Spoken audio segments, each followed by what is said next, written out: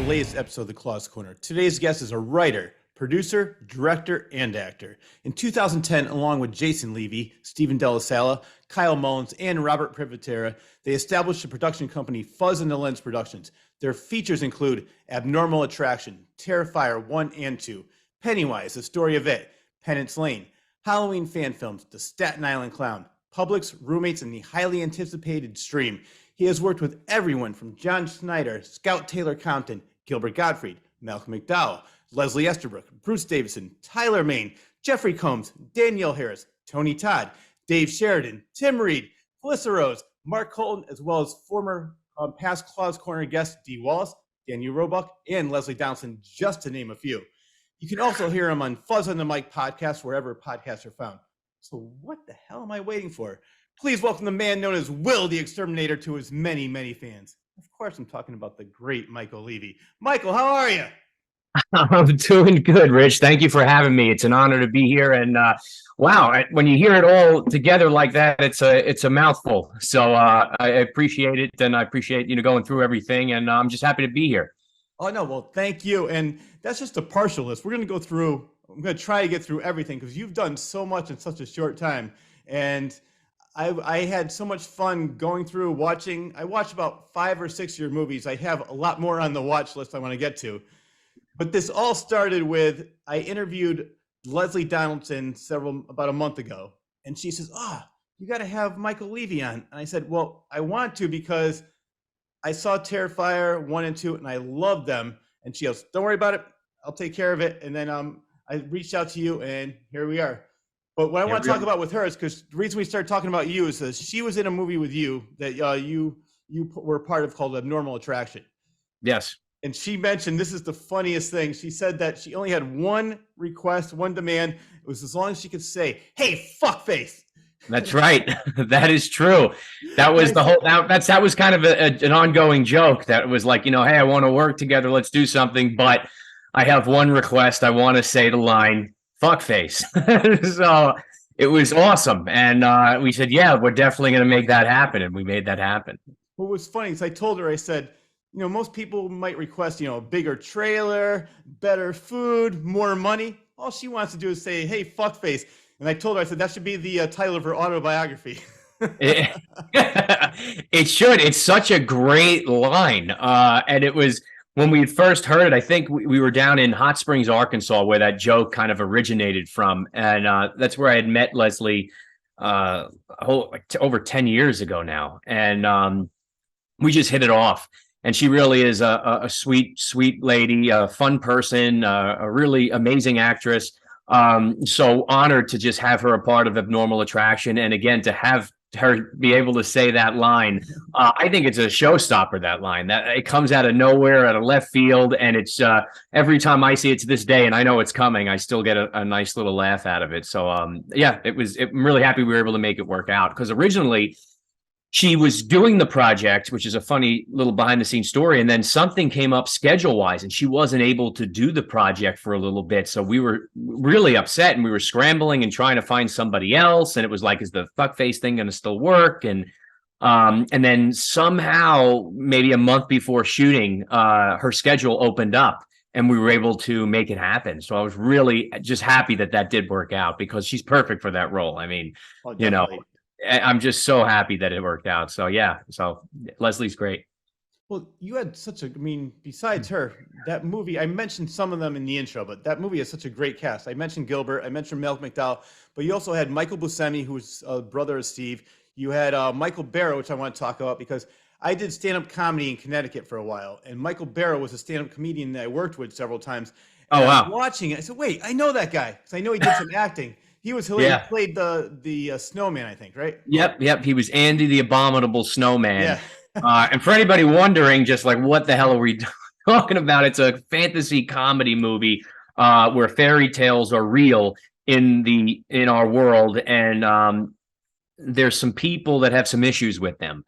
And some are abusive, and some are go a little too far, and some just don't like them at all. And there's the whole joke kind of came out of an Alcoholics Anonymous meeting, an AA meeting. And in our film, the AA meeting stands for Abnormal Attraction Meeting, for people who have this weird obsession with fairy tale creatures and monsters and, what have you.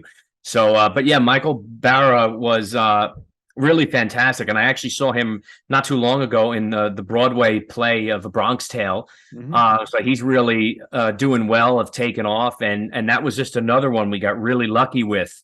The casting for that, because that's a very specific type of character. Oh yeah. And it can go either way. There was no specific direction in how we wanted him to be played. We just knew certain lines, and if they'd work, and it came down to Mike and one other guy, and it was so weird because they were both two totally different directions in how they approached it, both funny in their own unique way, but just something about Mike and his charm and that innocence that he brought to the role. But still seemingly creepy about it, that really kind of hit home for us. And again, another one that we just were really lucky to land upon. Yeah. Well, another one that you were lucky to land upon, I want to talk about him because it was funny because we're going to talk about this after, because I'm pretty sure I met you at some of these conventions, Rock and Shock, Chiller I go to. I met most of these people. Another person I met, and he's in the movie for only a second, he plays a tooth fairy, Ron Jeremy. He was hilarious. And I want to talk about him because, do you know who Lloyd Kaufman is from Troma? Yes, from Troma. Yeah. Yeah. All right. So I love the Troma movies, and he was in a couple of the Troma movies. And when I was talking to Lloyd Kaufman, he was saying that surprisingly, Lemmy had a problem with one of the movies. I think it was Terra Firma. He had a problem with the movie and he didn't like it. Ron Jeremy, they said he gave him 3 pages of a monologue. He read it once, came out, did the whole thing in one take. He was such a great guy to work with, such a great actor. And surprisingly, because in his real profession, I don't think he did a lot of talking. So. No. No. Yeah, Ron, my experience with Ron was always, it was a pleasure. And he was a lot of fun to work with. And he's really talented with the harmonica. Yeah. And he also does a lot of stand-up comedy stuff. So he was constantly making jokes on the set. But it was the same thing. We didn't know really how it was going to work out. The funny thing about how Ron got involved was we were in LA, my team, we were in LA for a film festival. And we stopped in this like bar because a friend of ours is like a biker kind of guy. And I think it was called the Viper Room. I'm not 100% sure. But it was like off Hollywood Boulevard there. And we just so happened to go in there, and Ron Jeremy was there. And he had known Ron from like years earlier. So he started chatting with him and they started catching up, and then he introduced us, and Ron was just like, hey, why don't we work together? And we were like, yeah, what could we do? And originally we had written the role for Ron to be the guy in the AA meeting that likes the ghosts. Yeah. And it was funny, that guy who ended up playing the role is the guy that knows Ron. So that was the connection. So originally that was written for Ron, and then as we were going through it, I says, why don't we have Ron? He wants to do this movie. He doesn't really care what part he has. He just wants to work with us. So what if we do something crazy, throw him in a tutu and, make him the tooth fairy and kind of play on his previous profession and, do that bit where the wand broke and the magic's not in that one. And, he kind of breaks the fourth wall. So yeah, that was a lot of fun, and we had a great time with Ron, and I know he's going through some things now, and it's unfortunate and crazy, but again, my experience with him, it was a lot of fun. Yeah, I only met him once, and it was similar. Like, he was very friendly, hilarious. We talked for about 10-15 minutes. It's just, I mean, I feel bad for what's going on now, and I don't know really what's going on, but yeah, I don't know much of the details either, but yeah, but it's definitely a cool moment in the film, and kind of like a pop culture-y kind of thing, and it's a nice little surprise for anybody who knows Ron, and so it's a cool little funny moment. We tried to have a few of those to the film, like with the effort in the P line. I don't know what I'm allowed to say. In the you beginning, can say whatever you want. There's so the pussy line, that line in the beginning of the film, that was like a cultural phenomenon back when we were making this movie, where this guy was like ripping the mic out of news reporters' hands and saying that. And it's funny, recently we were just working on another movie, Stream, and we were out in the street and a bunch of kids drove by and screamed that line at us. So I don't know if it was just coincidence, if they had recognized us, knew the film, I don't know, but it was I took it as a good omen. Like, hey, this is, we're right at home.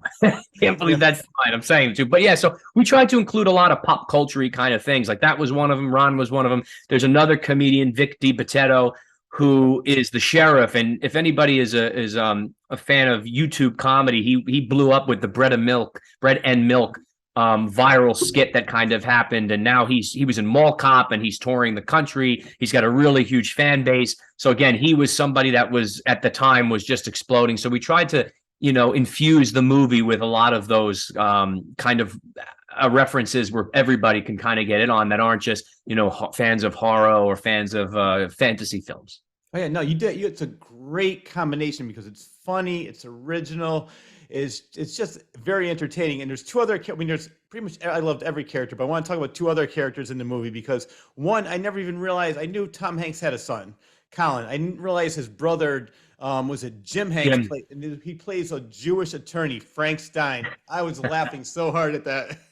Yeah, we were laughing when we were writing that sequence. And especially when he says, my name is not Frankenstein, it's Frank Stein, it's Jewish.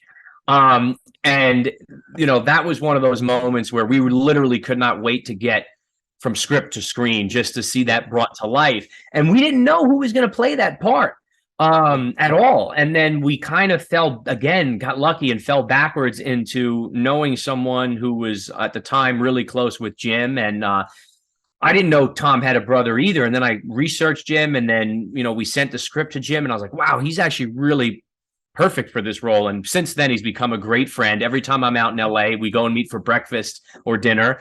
Either like the first night or two I'm there, and really want to work with him again because he's so talented. And he also plays the voice of Woody on a lot of the toys that they sell. It's not Tom. And he does the voice of Woody in the Kingdom Hearts video games. And he also was the voice of Jeffrey the giraffe, the Toys R Us giraffe. And he doubled for Tom in Tom Hanks when he had the beard and he's running across country. It was funny, like closing my eyes. And if you see the film again, you do that. It's almost like you hear Woody doing the Jewish impersonation because they sound so similar. But Jim is just a wonderful, wonderful person. And he was a pleasure to work with and has really become a great friend. And again, we were so lucky with him too. Yeah, and you had I know you said with that role anyway, but with some of the other casts when you were writing it, did you have some people in mind? Like when you were writing a part, did you say Gilbert Gottfried would be perfect for this? Yeah. The Pigman was definitely one that was from the beginning I wanted Gilbert for. Didn't know if we were going to get him, but he was somebody that I had an idea for. The same with the witch, Leslie Easterbrook. She was someone, we were looking in the vein of Dee Wallace and Lynn Shay and Leslie Easterbrook. So she was in that mix, and she was someone we really wanted for the role. Same with Leslie Donaldson. That role was written for her, the fuckface line. And then the boogeyman role was it was like 1A and 1B, vice versa. It was between Malcolm McDowell, who we ended up really awesome and thankfully getting because he just connected with the script and said, hey, this is a different, funny, unique kind of idea, or Tim Curry. Those were the two people that we were going back and forth with. And Tim had just, I think, recently had a stroke, so he was out of it at that time. So we went with Malcolm, and again, we were kind of putting all our eggs in that basket. We didn't know if it was going to work out, and thankfully it did. I'll tell you one role that we got extremely fortunate with was Dr. Cole, Bruce Davison. Oh, yeah. The role initially was going to go to Robert Englund, which is Nightmare on Elm Street, Freddy Krueger. Yeah. But the film was a short at the time. So it was a totally different it ended up in a totally different space. It was a little more horror-esque. It was just the AA meeting. It was nothing else.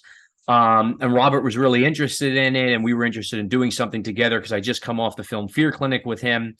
And he really liked the idea. And it was his actually thought process of mixed with another person of, why don't you turn this into a feature? It's a really funny idea. And I think if you expand upon this world, it could be cool. So we ended up doing that. That's kind of like why there's that 3-act parallel structure, is because we wanted to keep intact at least some of what we had with the AA meeting, and then kind of branch off that everything was happening at once. So when we did that, scheduling again came into play, and then finances and just a bunch of different things that Robert was unable to do it anymore at that time because he had like 4 other projects, and now it was a feature, and it became, a whole thing. So we said, all right, let's go back to the drawing board. And it was Malcolm McDowell's manager and also Eileen Dietz's manager. It's the same person, another really amazing person, great friend, Chris Rowe, who suggested, hey, why don't you take a look at one of my clients, Bruce Davison? And I didn't recognize the name at first, but when I saw him, I said, oh, this guy's in everything. It's funny, he's in a documentary called like The Face You Know, or The Name You Don't, or something like that. Listen, I could not even imagine anybody else playing this role. And it's so pivotal now. Like Robert, I'm sure would have did great and just would have been different, and the way what Bruce brought to it was he brought this authenticity of, you kind of feel sorry for him, and you're also the only one at the beginning that you're really connecting with because he has no idea what's going on, and the audience has no idea what's going on. So you're on this journey with him, and so he's the number one person you latch onto. And I just think that kind of genuineness, that kind of humbleness, that kind of bumbliness that Bruce had brought really is what made that scene work and that whole sequence work. Oh, definitely. Yeah, he reminds me of Dick Miller, which they had a documentary on him as well. It's like you see this guy and everything, and most people say, who the hell is that guy? And Bruce definitely fits that role as well. He might be in that same doc, but yeah, it's that's who he is, that Bruce is that guy. There's 2 other ones. One, your brother played a hilarious I knew it was coming. Finbar. Yep, Jason Leavy. And from when I was doing my research, I love that character. Somebody had sent that. Oh, you know what's funny? Somebody just sent this to me the other day. A fan got this made, and then they put me in contact with the person who did it, and I asked if they can send me some. So there's a Finbar action figure out there somewhere in the world. I love it. And the other one that surprised me, I didn't even realize it was him until I was doing my research, and it was Tyler Mane, played the Cyclops. I never would have known that. It's completely different from anything he's ever done. Yeah, and how good was he in that role? That was he did to me, and honestly, this is not taking away anything that Tyler has ever done. I think this is one of his best performances because it just shows how great of an actor he really is. And there's so much range there. I mean, Bernie, you feel so sad and bad for this guy. And then you look and you realize who's playing him. It's Tyler Mane. You're like, wait, this badass that kicks everyone's ass, that is, always murdering people, wearing a mask, whatever. And I have a really awesome I'm proud of this, is that Tyler said it was the most uncomfortable makeup he was ever in. And he's been in some crazy stuff, right?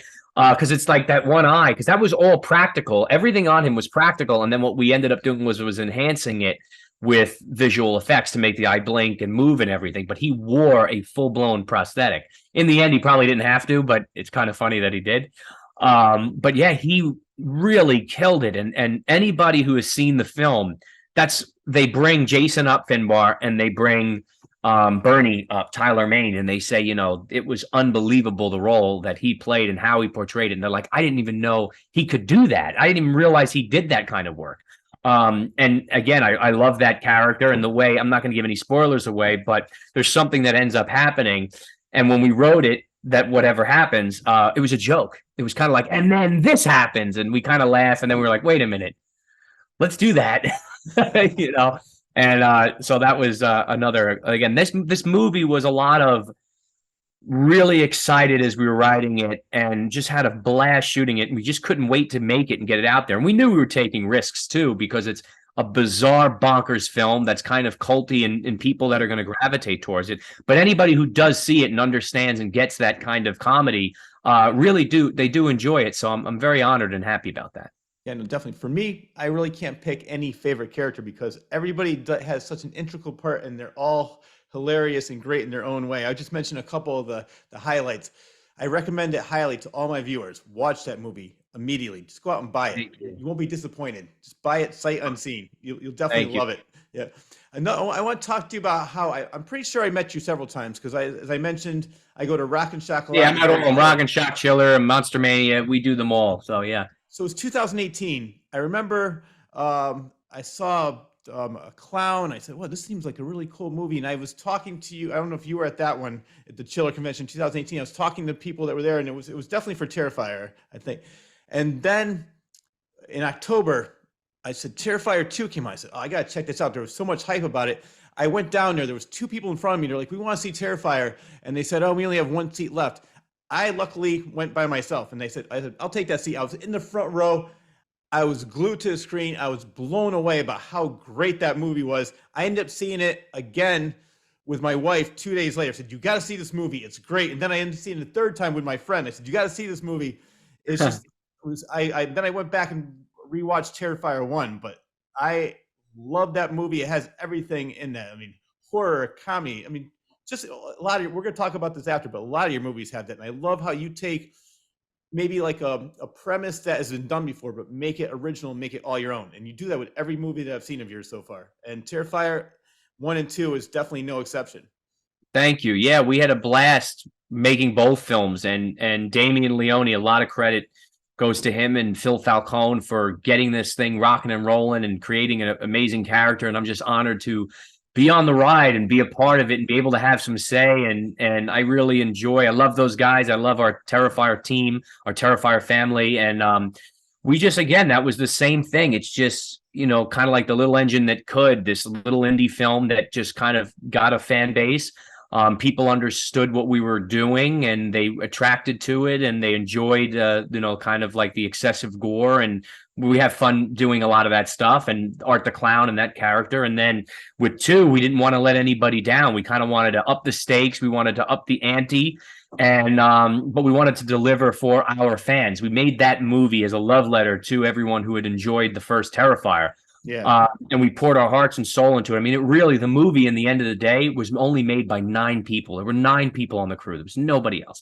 So everybody's wearing multiple different hats, and the hours were excruciatingly long, but we were doing it with people that we loved, and we believed in the project. And, you know, thankfully it kind of just exploded and hit with a lot of people. And, you know, I couldn't be more proud of that and more honored of the people that we went to battle with, so to speak, to make this film. And it was one of the best times of my life. And hopefully, you know, we're going to be gearing up again, and hopefully we can catch lightning twice in the bottle, and, you know, deliver something really fun and unique with eventually Terrifier 3. I cannot wait. Well, it's funny because right after the movie ended, I saw Damien's name as the director. I tried to friend him on Facebook, messaged him, like, I want to have you on the show. And unfortunately, I'm sure he gets so many messages. He didn't have a chance. He is so inundated. Yeah, he is. No, I figured that. I'll tell you that. He's not as good at going through it. Like, I have OCD, so I have to like try at least to get through it all. And even now it's getting very difficult to navigate it, because it's just, you want to answer everybody, but it's just become so inundated in such an influx that if you're not on it 24/7, you're not going to get through it. And then how are you going to be on it 24/7? You know, you have things you got to get done. But he's like, especially now, it's like so much is happening, and so much is going on, all positive stuff. But he is definitely a genuine human being, one of my closest friends. And you know, I'm just really excited for everything that's going on in his life, and I'm just there to support him. And whenever he needs me, I'll be there 110%. Oh, yeah, no, I that's exactly what I thought was going on, and that's why I was so happy when Leslie said she knew you. I said, yes, let's do this. So I'm so glad, because like I said, I'm such a big fan of that movie, and then going back and seeing all the other stuff and finding out about Abnormal Attraction, Penance Lane, all these great movies I want to talk about. But I want to still talk about Terrifier 2, because you were filming that during COVID. And when I was doing my research, I was hearing that you had a lot more time to be creative with the kills, and especially with the face being ripped off, not giving anything away. But so like one scene that maybe it would have lasted maybe 30 seconds turned into a 5 or 10 minute kill. And that's what I love, because it's just like, what more can they do to this poor girl? It's great. Yeah, so we started a little before COVID. We started in like October of 2019. And we had like a 30-day or 25-day schedule, like that was ever going to happen, but we tried. And all of a sudden we're in March, and we're shooting the Clown Cafe scene. And then the world starts kind of getting shut down, and we're in the middle of nowhere.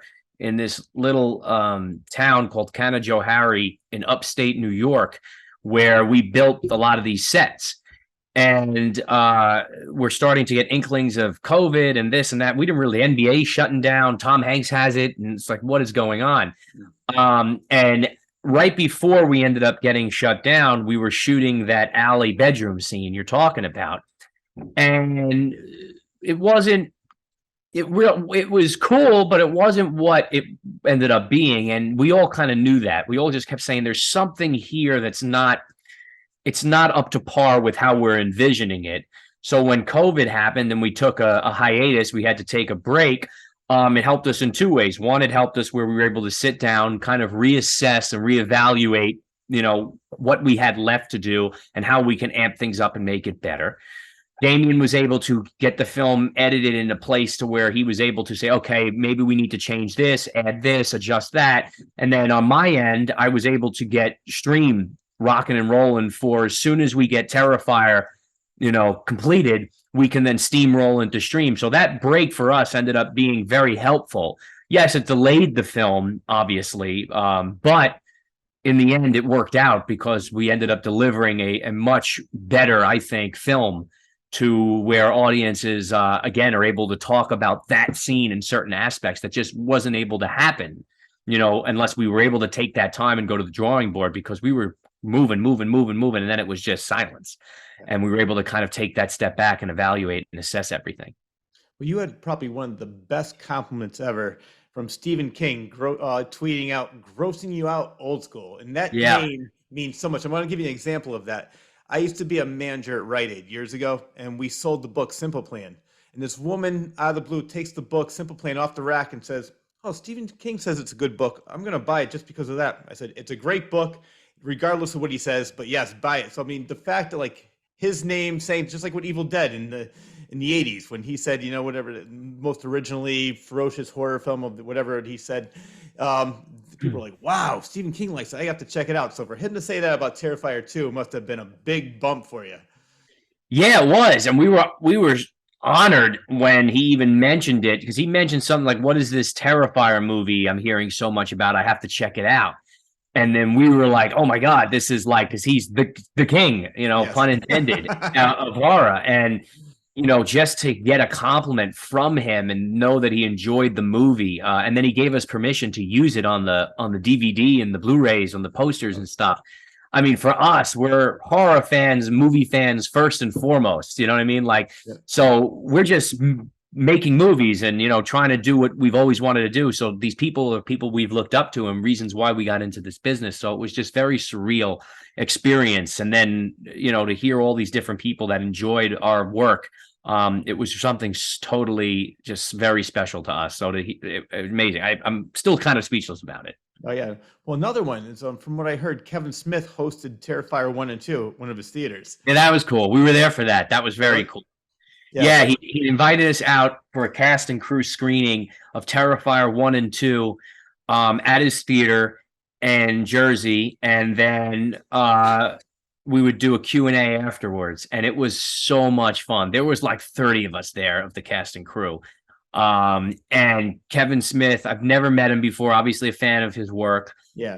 Only heard great things, and everything was backed up. He was super cool, really fun, joking around, connecting with the fans that showed up, signing autographs, taking pictures, making sure everybody got a picture, and was just a really fun dude to be around. And he's definitely a genuine guy. So it was nice to see that, the business hasn't jaded him and he still stayed true to his roots and, supports indie films like you wouldn't believe. So it was a really amazing experience.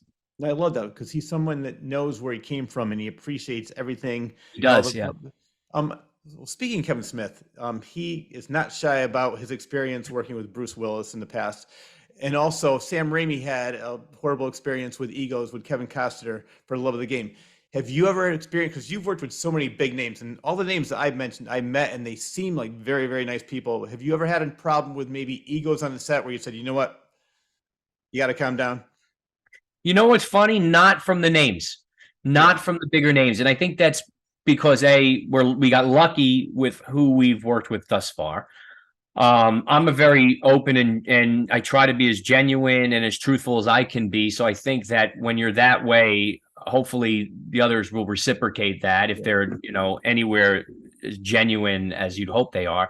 But I've had problems with actors that were not well known. Not a lot, maybe one or two over the years, but they were the ones that I guess kind of started saying got the ego because they were a part of something. And I actually had a few of the name actors. I won't say who because it'll kind of pinpoint the films, but they had kind of put them in their place and says, this is not how you get to have a longevity, type of career. Like, we're working still because we're humble and we've done things. And they're like, you are having this amazing opportunity brought to you by Fuzz on the Lens and Mike Leavy and these guys. Don't blow it with being egotistical over something so silly. We're here to play ball. You play ball. Look, if you have an issue, Michael fix it. Michael address it. He's a genuine guy, but don't start this kind of problem. And I'll tell you this, those actors it happened with, it stopped. And we actually are still friends to this day. So it was something so stupid and silly, but the name actors actually had my back with it, which was really cool. And it just goes to show you, listen, this is why these people work. They're professionals. It's funny you say it because as I mentioned, I meet a lot of these people, and it seems like the nicest people are the most well-known, the well-established actors. The ones that I've met that have had attitudes are exactly what you said. The ones that are either on the up and coming and they think they're full of themselves, or the people that maybe aren't happy with where their career is. But all the most well-known actors, and I mentioned most of the people that you are having your movies, and the nicest people, especially I'm going to mention two right now, Dee Wallace and Daniel Roebuck. They've been on the show. Danny too. Yeah. I love those two. Very nice, very awesome, very genuine. Danny's a great friend. We helped him with his film Getting Grace, and he was a part of Stream. We worked on Penance Lane together. We have a few projects in the works that we're going to continue doing. So he really tries to help out the indie filmmaker. He's super genuine and generous and open to all his fans. He's so graceful with it, and he's so gracious, and he's got a lot of gratitude for them. So, and Dee as well, I've worked with her now twice. Keep in touch, and she's just a lovely soul, human being. So yeah, we just got fortunate with the people that we have selected to be a part of our films, or that have accepted to be a part of the films. And hopefully, we keep it that way. Listen, I'm sure at some point there'll be something that happens or someone along the way. That's life. But you just navigate it and you deal with it the best you can. And, hopefully it turns for a good experience. And if not, you just don't work with them again. Exactly. You get what you need, you move forward, and that's that. No, I agree with you. I love that. I interviewed Victoria Price about a year and a half ago, and she was telling me a movie that would star Peter Lorre, Vincent Price, and Boris Karloff. And the reason I'm bringing that up was because Boris Karloff was very, very studious. He just loved going by the script. He hated any kind of improv. Peter Lorre loved going off the script, and Vincent Price was somewhere in the middle. For all these big name actors, or even smaller name actors, did you ever have a problem where maybe one has a different style where he likes to go off the cuff? Another one's like, no, I want to stick strictly to the script. Another one's like, I really don't care, whatever you want me to do. And how do you deal with that? Yeah, it's interesting. When you're a director of a film, you got to navigate a lot of different personalities, not just with the actors, with the crew as well. And you got to kind of keep the ship, in a steady direction. And even as an AD, you're doing it too, more so with the crew than the actors, I guess. But yeah, I haven't had an experience where it was a problem, where the two different methods kind of crashed, but I've definitely had where my technique, I had to adapt or understand their technique to kind of know how to direct them, and what they're comfortable with. Like, for example, my brother's a big improv person. Mm-hmm. He loves going off script and taking what's there and then just kind of going crazy. What happens with that is he's in that scene with Nicole Balsam at the diner, and it's taking us hours to get through because it's just constantly changing, and it becomes an editor's nightmare. And luckily, I'm also the one editing the film, so I'm able to kind of navigate what I know I need. But then you have someone like and Dee Wallace is kind of like that. Dee is someone who takes the material. She might be a little more in the middle. She takes the material and then she makes it her own, and she's not 100% married to the words as long as the point gets across. Unless there's something for a fact you need her to say, then she'll 100% do that. But for the most part, she's kind of like wants to live in that genuine moment of don't over rehearse, just kind of know what it is and then just let it naturally come out and just act. And live in the moment. Jeffrey Combs is a drill sergeant. He is someone, and he told me this, and he'll tell you this himself. He kind of gave me the warning before. He loves rehearsal.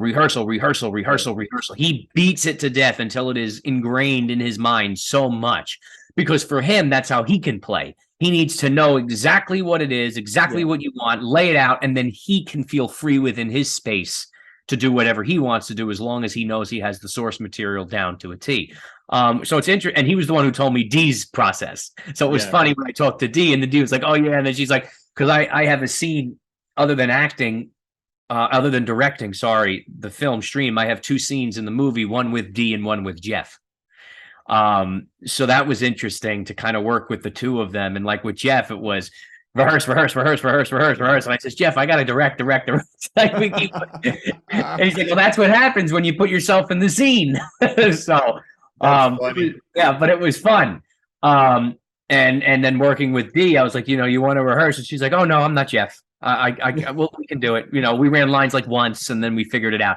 But I appreciate both process, because they're both professionals, they're both artists, and they both deliver. So whatever, for me as a director, whatever works for you as the performer, I want to make sure you're comfortable. I want to make sure you have it.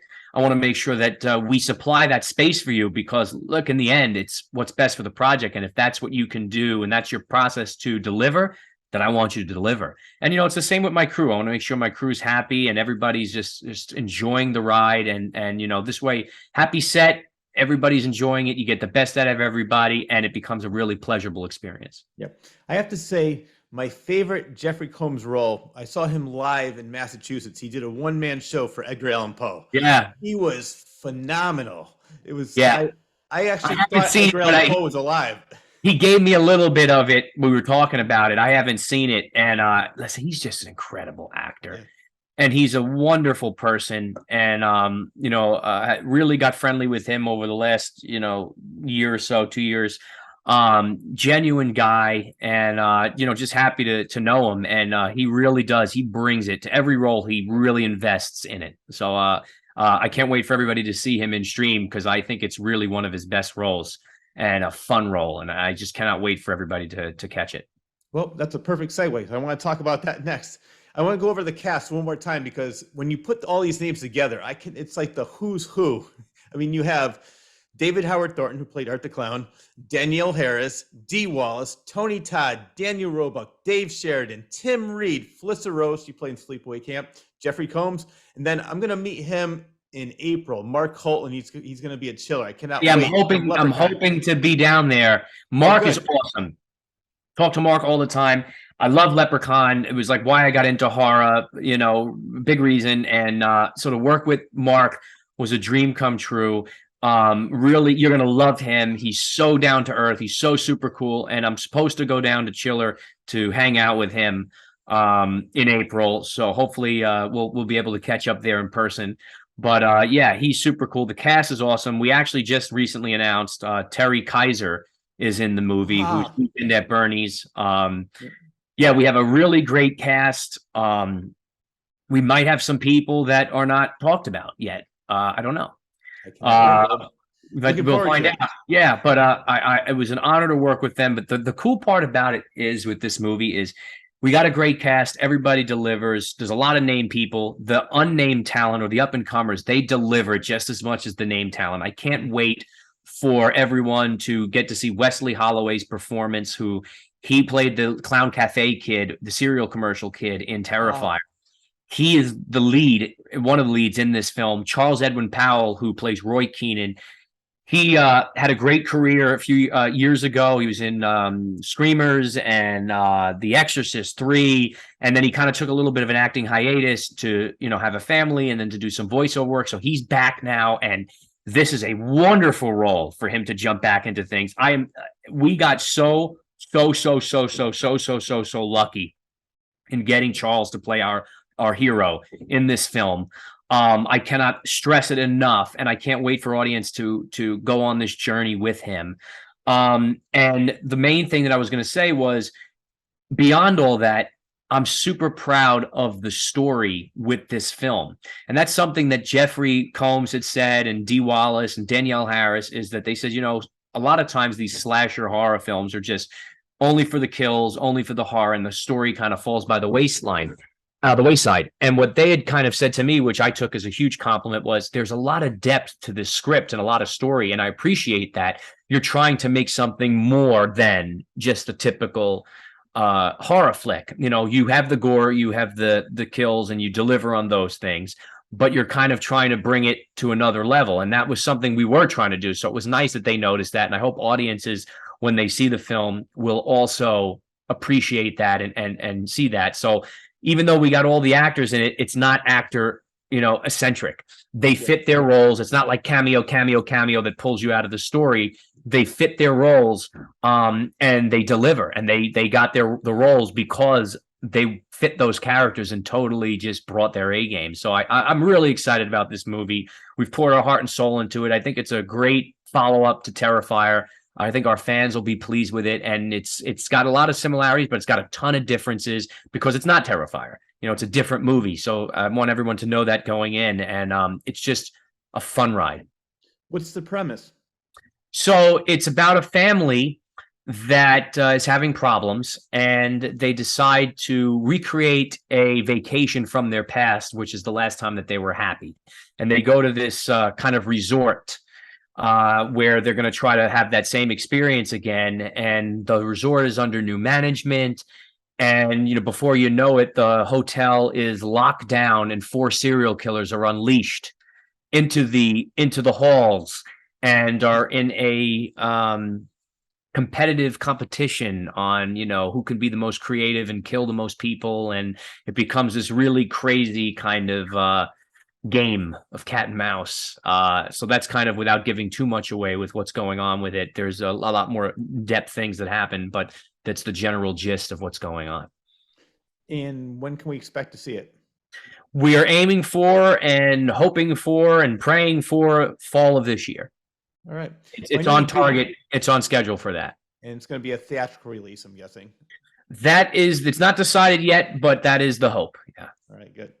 Well, you did an Indiegogo for that. So did you offer any perks for people that were offering more money, like maybe a producer credit, maybe a cameo? Yeah, so the way we worked the Indiegogo was a little different than what a traditional Indiegogo is. Usually you run an Indiegogo campaign to get the funding for the film to shoot the movie. We had shot 85 to 90% of the movie by the time we launched the Indiegogo, which reason for that is we needed money for finishing funds because we didn't expect COVID to hit when we had budgeted for this film. And a lot of our resources and financials and everything went into the proper PPE, the HEPA filters, the COVID compliance, all of that stuff that you don't usually have to have with a film. So where did we take it from? We took it from post and kicked the can down the road and said, we'll figure that out later. So that's when we ran the Indiegogo campaign, but we still had roles open for people because we didn't finish the film yet. We had producer stuff. We had different kinds of perks, like get your name in the film and be on the get advertisements and things. So we tried to offer a variety of stuff as well as props and really cool things for anybody who's interested. In the traditional Blu-rays and T-shirts and stuff and special thanks credits and all that good things, all that good stuff. So yeah, we offered all of those things. The Indiegogo is actually still running live right now because not for roles and things because we've already finished shooting, but for if they still want to be a producer on it, or they still want to have a special thanks in the credits, or they still want to get a T-shirt or a Blu-ray, because the movie is still in post-production. So we're still leaving that open because I didn't want any horror fan to say, oh, I missed it. I wanted to help out and be a part of it. And, I know how that goes. So we've kept it open, extended, just for a little while longer. So anybody can still jump on if they so choose. But we got lucky with that because we were able to now show some of the clips. There's a lot of behind the scenes. If you look at it, you can see the videos that you don't normally get to do with an Indiegogo because it's before the movie. So you can see the quality of work and the type of work that we're doing with it to say, hey, if this is something I want to be a part of or not. Right, well, I know what I'm doing right after this interview. I'm going to Indiegogo.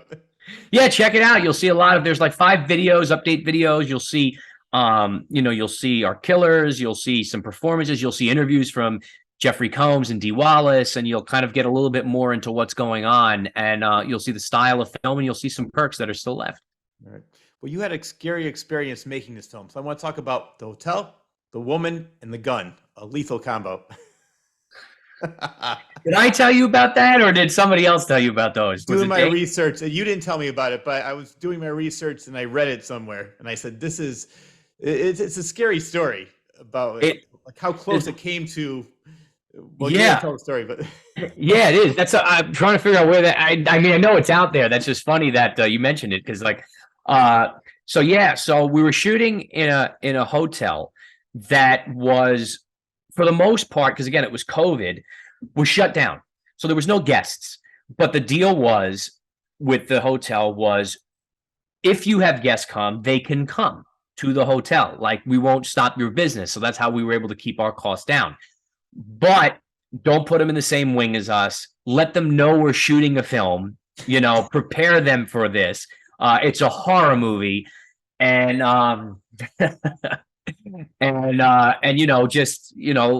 hopefully let them meet us. They can come to set if they want. They could check it out. So this way, if we make a rapport with them, they know to be courteous, and we know to be courteous, and nobody will get in each other's way. So for the most part, we didn't have a problem because there were no guests. It was literally just basically an isolated hotel for us. Towards the end, I guess people were feeling more comfortable. People started coming more so. And there was this family, this woman that was in one of this room, and we're going down the hall, and we're shooting down this hall. They didn't tell her that there was a horror movie being shot. They didn't tell us there was anybody staying in these rooms. So David Howard Thornton, who plays Art the Clown, was looking into all the peepholes and banging on the doors for for this particular scene. And the woman must have gotten up and looked out of her peephole and seen him pass by, and then seen him looking in the thing. And he's wearing this mask, this really scary mask. And she starts panicking, and she pulls a gun and points it into the freaking peephole, and then starts saying, "Who's out there?" Blah, blah. And then we heard screaming, and we're like, "What the hell's going on?" So it's a movie. So she opens the door, and she's got this gun. And David rips the mask off. He's like, "Oh my God." And she's like, "Thank God you said something. I was this close to pulling the trigger." Oh my God. Can you imagine? It would have just been a shit show. And Dave would have missed out on all the Terrifier 2 fun. But but it was then it kind of became laughing. She said, I think she said, "We are Second Amendment citizens. We're pro-sec," right? She warned that. So that's when Dave flung off the mask. And then we invited her to set, her and her kids and her husband. And she's like, "Listen," she's like, "you got to look at it from my point of view. This guy in the mask is banging on the door. They didn't tell me they're making a movie." I'm like, no, I get it. I understand. We're happy you didn't pull the trigger. We're sorry that happened." And then she's like, "I'm sorry that, I took it to that." She goes, "I'm panicking." He's like, "Because you're seeing all this craziness go." And we had changed the lighting in the hotel. So we had control on our phones to change for the scene, so we can make the hotel red, green, orange, yellow, blue, purple, because we had changed all the sconces out. We had changed all the bulbs out. So she doesn't know this either. So her room starts changing colors because we had pre-did this. It's like, what the hell is going on? The hallway's flickering. So I can only imagine what was going through her mind. But we invited them to set. It ended up being really cool. And they watched the shoot. So that was one story. Another one, which was a similar incident, which I don't know if that's out there, but here it is. They had a biker. They had one weekend that we couldn't be in the hotel. So we took a hiatus. We took a 3-day break. Everybody went back home and was isolated, took another COVID test, and then came back to the spot because they had this biker weekend planned. So for the most part, the hotel was totally empty other than this biker weekend. And then they had to like defumigate the place and, spray everything down. We had to get our filters in and make sure everybody was safe, right? The crazy things we had to do for filmmaking at the time, as if making a movie wasn't hard enough. So there was a biker that stayed, I guess, had an extended stay that we didn't know, and the hotel didn't tell us, but we had the room key to all the rooms to get in and out, to light and whatever. So our gaffer, George Stuber, who is the DP of Terrifier, is going in the rooms, and he's like, putting on, making sure we can get the lights out the windows. And he walks into this person's room, and they're in the room, and there's a bra on the floor, and there's panties on the floor, and there's the guy's underwears on the floor. I don't know what they were doing, but we can kind of put together what was going on. They freaked out. He pretends he works there. He's like, "Oh, sorry, it was just housekeeping." Shuts the door. Lo and behold, there's a major complaint downstairs, and we ended up making it right by picking up their room bill and paying for their stay. But it was just, little things that ended up being funny little stories. But it was a unique experience to shoot. We had our own Super Bowl party because I was a Tampa Bay Buccaneer fan. I was supposed to go to the Super Bowl that year. We got snowed in, so couldn't go. So the crew felt bad. They threw a big Super Bowl party for me and my brother, huge Buck fans. The Bucks ended up winning. It was all our cast, all our crew. And we had a really awesome, so it's an experience I'll never forget. So shooting this movie, there was a lot of twists and turns, but we had a blast doing it. Like when you get to make a film where you roll out of bed and open the door in the hotel and shoot, and then go back to bed right after and say, all right, leave the equipment, we'll shoot tomorrow, same spot. You don't normally get that. So it was a cool thing. Oh, yeah, no, it sounds like a lot of fun. It was. Damien, to this day, Leone, because he did all the special effects on the movie, he says to this day, it's still one of the best filming experiences, the most fun he's ever had. Now he's also, you mentioned effects artist. So did he start off as an effects artist and become a director, or was it vice versa? He got into effects. I think he was always interested in filmmaking and such, and directing, but effects is where he got his start because of Tom Savini. He had gotten the kit from him that was on the cassette tapes, and you call the 1-800 number and you get the Tom Savini effects thing. And if you see some interviews, if you ever get to interview him, he'll tell you that like one of the first effects that he ever did, and he would try them on his friends about like giving them gashes and cuts and sawing the head off, and all that good fun stuff that Tom had done in his earlier years. And then he just mastered it. It's crazy to say, but Damien really is the modern day Tom Savini. He's so innovative, he's so creative, he's so freaking good. The things I see him come up with on the spot is just mind-blowing. And then he kind of shifted that into directing, and he did a lot of special effect work for other films before his own, but now he's totally just focused on his own stuff and doesn't really do any effect work outside of just if he's doing the movie. And it's great that he got to that point, and I'm just honored that he did these special effects on it for us on stream before he made that decision. Yeah. Well, I have to say, growing up, my three favorite effects artists were Tom Savini, Rob Bottin, and Rick Baker. Baker, yeah. Oh my God! But I mean, just Rob Bottin. All you have to do is mention John Carpenter's The Thing, and it's just so many amazing things. Yeah, exactly. He also was it Greg Nicotero, and then also there's he directed it. He was the production designer too. He made the Michael Myers mask too. Tommy Lee Wallace. So there's like some really cool people that have come from horror and then went off and did bigger things. Definitely. Yeah. And I didn't realize, I mean, I found out after that Greg was part of the Evil Dead movies and things like that. He goes way back. Yeah. That's why they brought him on the Walking Dead stuff too. I'm sure there was a big reason with all that. Yeah. Now, you mentioned some of the stories. Luckily, everything turned out well on stream. Did you have any experiences like that on Terrifier? As Art the Clown, did anybody come in and say, whoa, what the hell is this? Yeah, there was a story. It happened twice, and Dave tells this story, so I guess I'll relay how Dave tells it. Dave, the first movie, there was a warehouse, and like they heard screaming and stuff, and somebody called the cops. So then as a goof, Damien, Phil, and them said, Dave, somebody wants to see you out here, and the gates open, and all the cops are standing there, and he's like panicking. So that was a fun one. And then in the second one, same kind of thing happens. He was outside, and he was supposed to walk into the laundromat. When the door opens and he comes in, Yeah. So somebody must have called the cops, or the cops drove by and saw him because they showed up on site again. And he got freaked out, and so there was that whole thing. There was like an exchange. I don't remember exactly. Dave again can tell you the story a little bit better. But yeah, there was another one there. I mean, you walk around in that outfit and you're covered head to toe in blood. Somebody's going to say something, especially if it's not Halloween. And he is frightening to see, especially Dave. He likes to screw around when he's in that costume. He doesn't really talk, so he'll wave and do things. People just freak out. So luckily, nothing violent has happened. Everyone has kind of approached it in a nice way, but there's definitely been some close encounters for sure. Well, Leslie Donaldson told me a similar story when she was doing Happy Birthday to Me. She and some of the cast members walked around in makeup. I'm sure you remember the last scene, the birthday party, and they were walking around. And crazy. Some people knew there was a movie being filmed, but other people didn't, and they were freaking out. No, nothing compared to what happened to you. And that's a great. Even though it's a great movie. Ours, just to sidetrack a little, is Curtains. I love the film Curtains. Oh, yes. Yeah. And that mask, and then I'm hoping they at one point were talking about redoing it. I'd like to see a remake of Curtains, like a more modernized version. I'm usually not one for remakes, but that one would be a cool one to see a modern version of. I think it's a great film, and I enjoyed the first one, the original.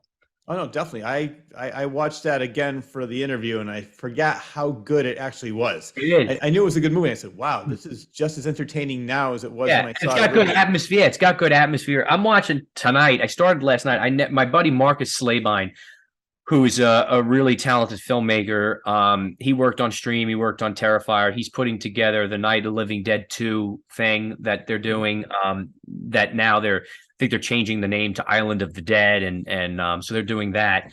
But he had recommended a film called House. Steve Miner directed it. I've never seen it. I just know it from the 80s, but I finally sat down yesterday and started and said, I'm getting into this. Let me, when I have a little more focus on it, I'll be able to sit down. So I'm excited. I like finding those gems from like the 70s and 80s that like aren't the Halloweens and the Nightmare on Elm Streets and the things that everybody knows, kind of like those hidden gems.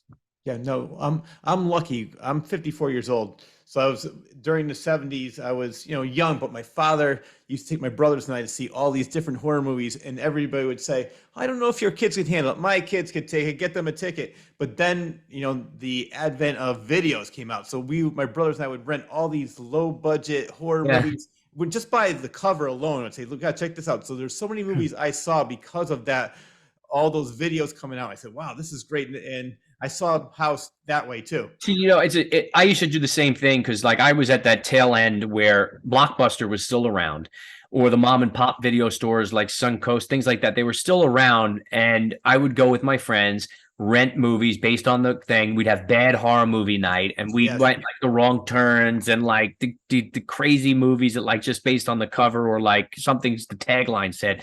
It's tough nowadays. Like, even though I enjoy being able to have everything at my fingertips at the TV, and it'll take me hours, like I'm at the video store going through everything, trying to look at covers and posters and things. There's just something different that's missing from that experience of walking into a video store, seeing the selection up on the wall, smelling the popcorn, seeing the soda stained on the floor, the kid behind the counter working that gives you the recommendation of what just came in. And these kids nowadays, these teenagers don't have that. They don't even know what that is. And it's such a shame that that kind of part of Americana history is just gone, No, I agree, because I had that similar experience with the video. So for me, my favorite video store in Connecticut was Hollywood Video. There was a Hollywood Video. I know about that too. Yeah. Well, the reason I like that was because Blockbuster became known as the family-friendly video store. Right. Hollywood had showed more, and then there was another one, a local one. It was Hollywood Home Video, and that's where there was all these crazy movies. That's where I originally saw I Spit on Your Grave, the original one, and things like it's that. A crazy movie. Yeah, Blood-Sucking Freaks. I mean, I could go on and on with all the movies, but that's where I saw House, and you're going to enjoy the rest of the movie. I haven't seen it in years, but I remember enjoying it very much. Yeah, I saw not too long ago even the People Under the Stairs, which I loved. Loved it. Yeah, I watched it like maybe 2 or 3 years ago at this point, when I was like researching other stuff. And I said, this is a Wes Craven thing. I'm surprised I haven't seen it. I knew of it. And my wife was somewhere and I was just home alone. I thoroughly enjoyed, watching that film. And I recently did that with Halloween 3 a few years ago. I hated it when it first came out, like everybody, no Michael Myers, whatever. And then I said, let me revisit this. And I watched it knowing no Michael Myers, knowing it's a different thing, just going in and saying, let's watch this as a film. And I loved it. I loved the atmosphere. I love Tom Atkins in it. I love the story. It has such a good Halloween vibe, like the season and the holiday, that it's like one of those movies. If it was just called Season of the Witch at the time, it probably would have been a lot more successful. Oh no, definitely. I actually probably one of the few that did like the movie when it first came out. But then again, like it was the same thing. I'm like, oh, where's Michael Myers? And I realized later because he was supposed to make a movie every year, and then how Michael Myers so and change. Yeah. But Tom Atkins is hilarious in any movie he does. My favorite line in that movie was he just meets that woman. Hey, where are you gonna sleep? Where do you want me to sleep? Yeah. He's got those lines. He's got those one-liners. He's great. I wish he was in more stuff. I met Tom a few times over the years, and he's a really fun, cool dude. And I want to see him in some more stuff. So hopefully we'll see some more from him. He's still with it, and he's still got those, one-line zingers. So.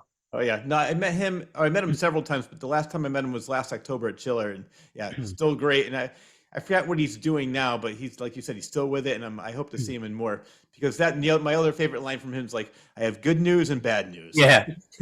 Well, good news is your dates are here. Bad news is they're dead. Yep.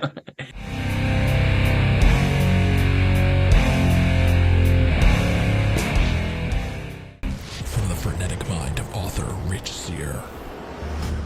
5 terrifying short stories, now available in one collection.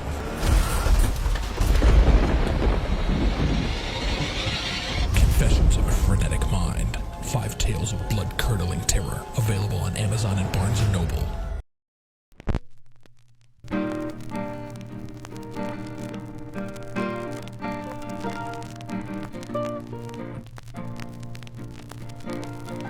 All of a sudden I hear, brim, brim. What's a diaphragm again? Ha! We caught one. They're supposed to be weird. Oh, yeah, no. If you say so. I've always wanted to be in a movie.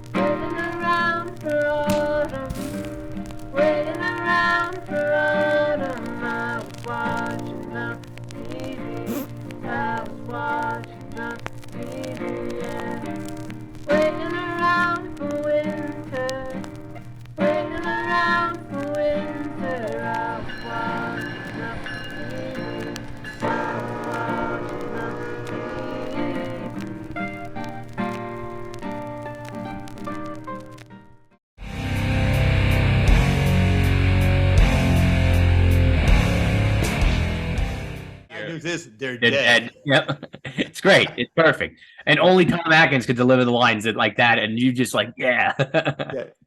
Well, let's go back to Michael Leavy, the early years. I want to talk about how old were you when you first realized, hey, I want to be a filmmaker? I was young. It's hard to pinpoint exact age, but I always say 4. It's around 3 or 4. When I guess your consciousness is starting to remember things and you're starting to understand things. And I remember watching the television and mimicking what they were doing. So, if I was watching a musical as a kid or a horror movie or a comedy or whatever, I was mocking them and marching the same way or like stabbing the same way or doing the same lines. And I kind of got interested in the acting part, obviously, first, because that's all I knew was seeing the images. And then I started saying, well, how do they do that? How do they make this? Like, this is a story. Someone writes this. And that was when I got a little older, maybe at like 6 or 7. And I was just always interested in acting. And then I got more interested in making my own stuff. And I used to take my mom's camcorder with my brothers and the neighborhood kids and shoot our own movies. I still have them. And we'd make our own Halloween, our own Leprechaun, our own Back to the Futures, our own whatever. And then we'd make our own movies that were our own ideas. And then I went to high school. And I did some commercial work in between, as an actor. And then I went to high school and further, got along with running my high school's television studio there called WFBN TV. And I became the main anchor and I did the most skits. I did like parody skits, like a James Bond, a Saw, and we would call it Flaw. We did a Star Wars. We did a skit called Deans, which was like cops, and the deans would beat up on the students like cops and like arrest them. And like we made I get all the teachers involved, all the students involved, and we had some fun. So I put that together, and then I went to college and concentrated television and film, and I got a minor in business. And my business partner, Steve Della Sala, and my brother Jason all went for, one went for marketing and finance and, communications. And, we said, let's do this as a career. Let's start a business. Let's not wait for someone to hire us. Let's just do it ourselves. Yeah. And we went to work and started making short films and doing commercials and music videos, and just kind of built our resume, and then just started banging down doors. Instead of waiting for someone to call us, we started saying we're here and infusing ourselves.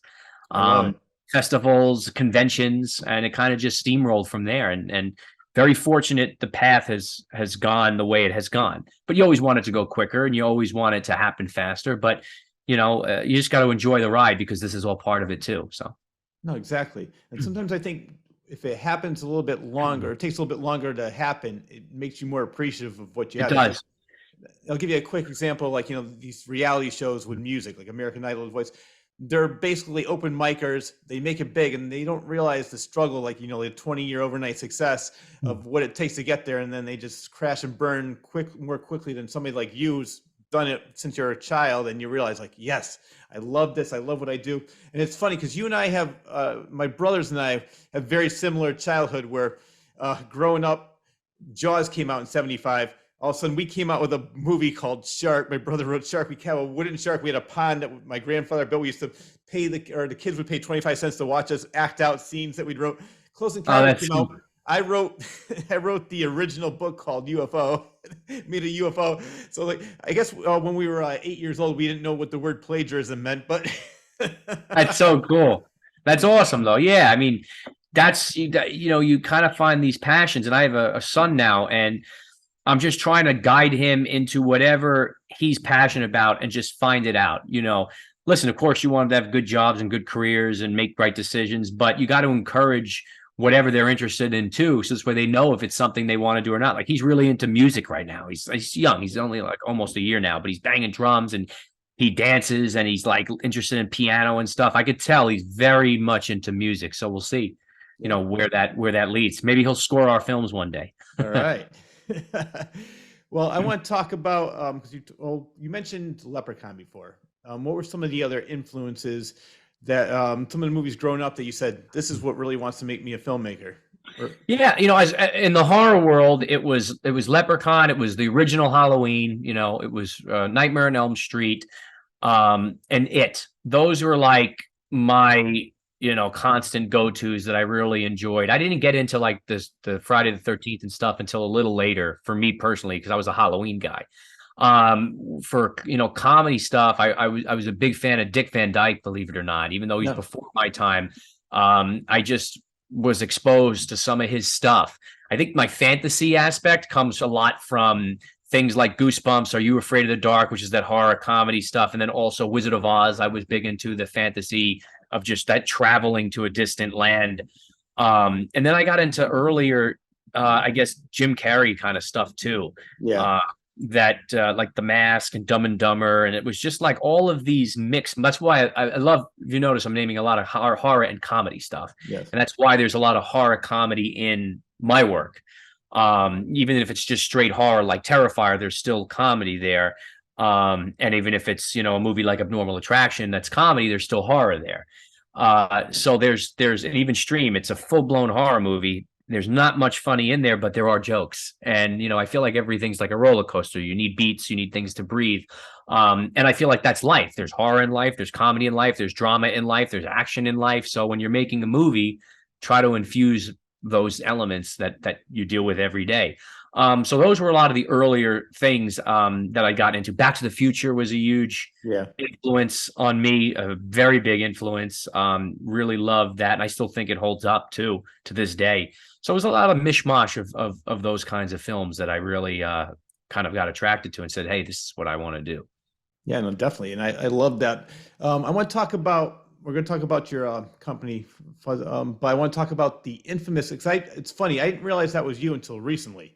The infamous Staten Island Clown that made headlines back in 2004. I remember reading this, and I was saying, I was always making jokes like, I love killer clowns. I loved, like you said, it. I love some of the low budget horror movies. I said, there's something about a killer clown I love. I said, I want to go to Staten Island. I want to get a picture with this clown. Everybody's like, you're crazy. I said, no, this is fascinating.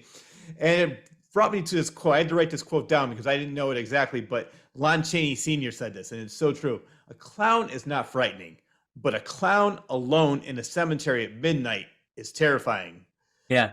So let's talk about the Staten Island clown, how that came about. We did that too.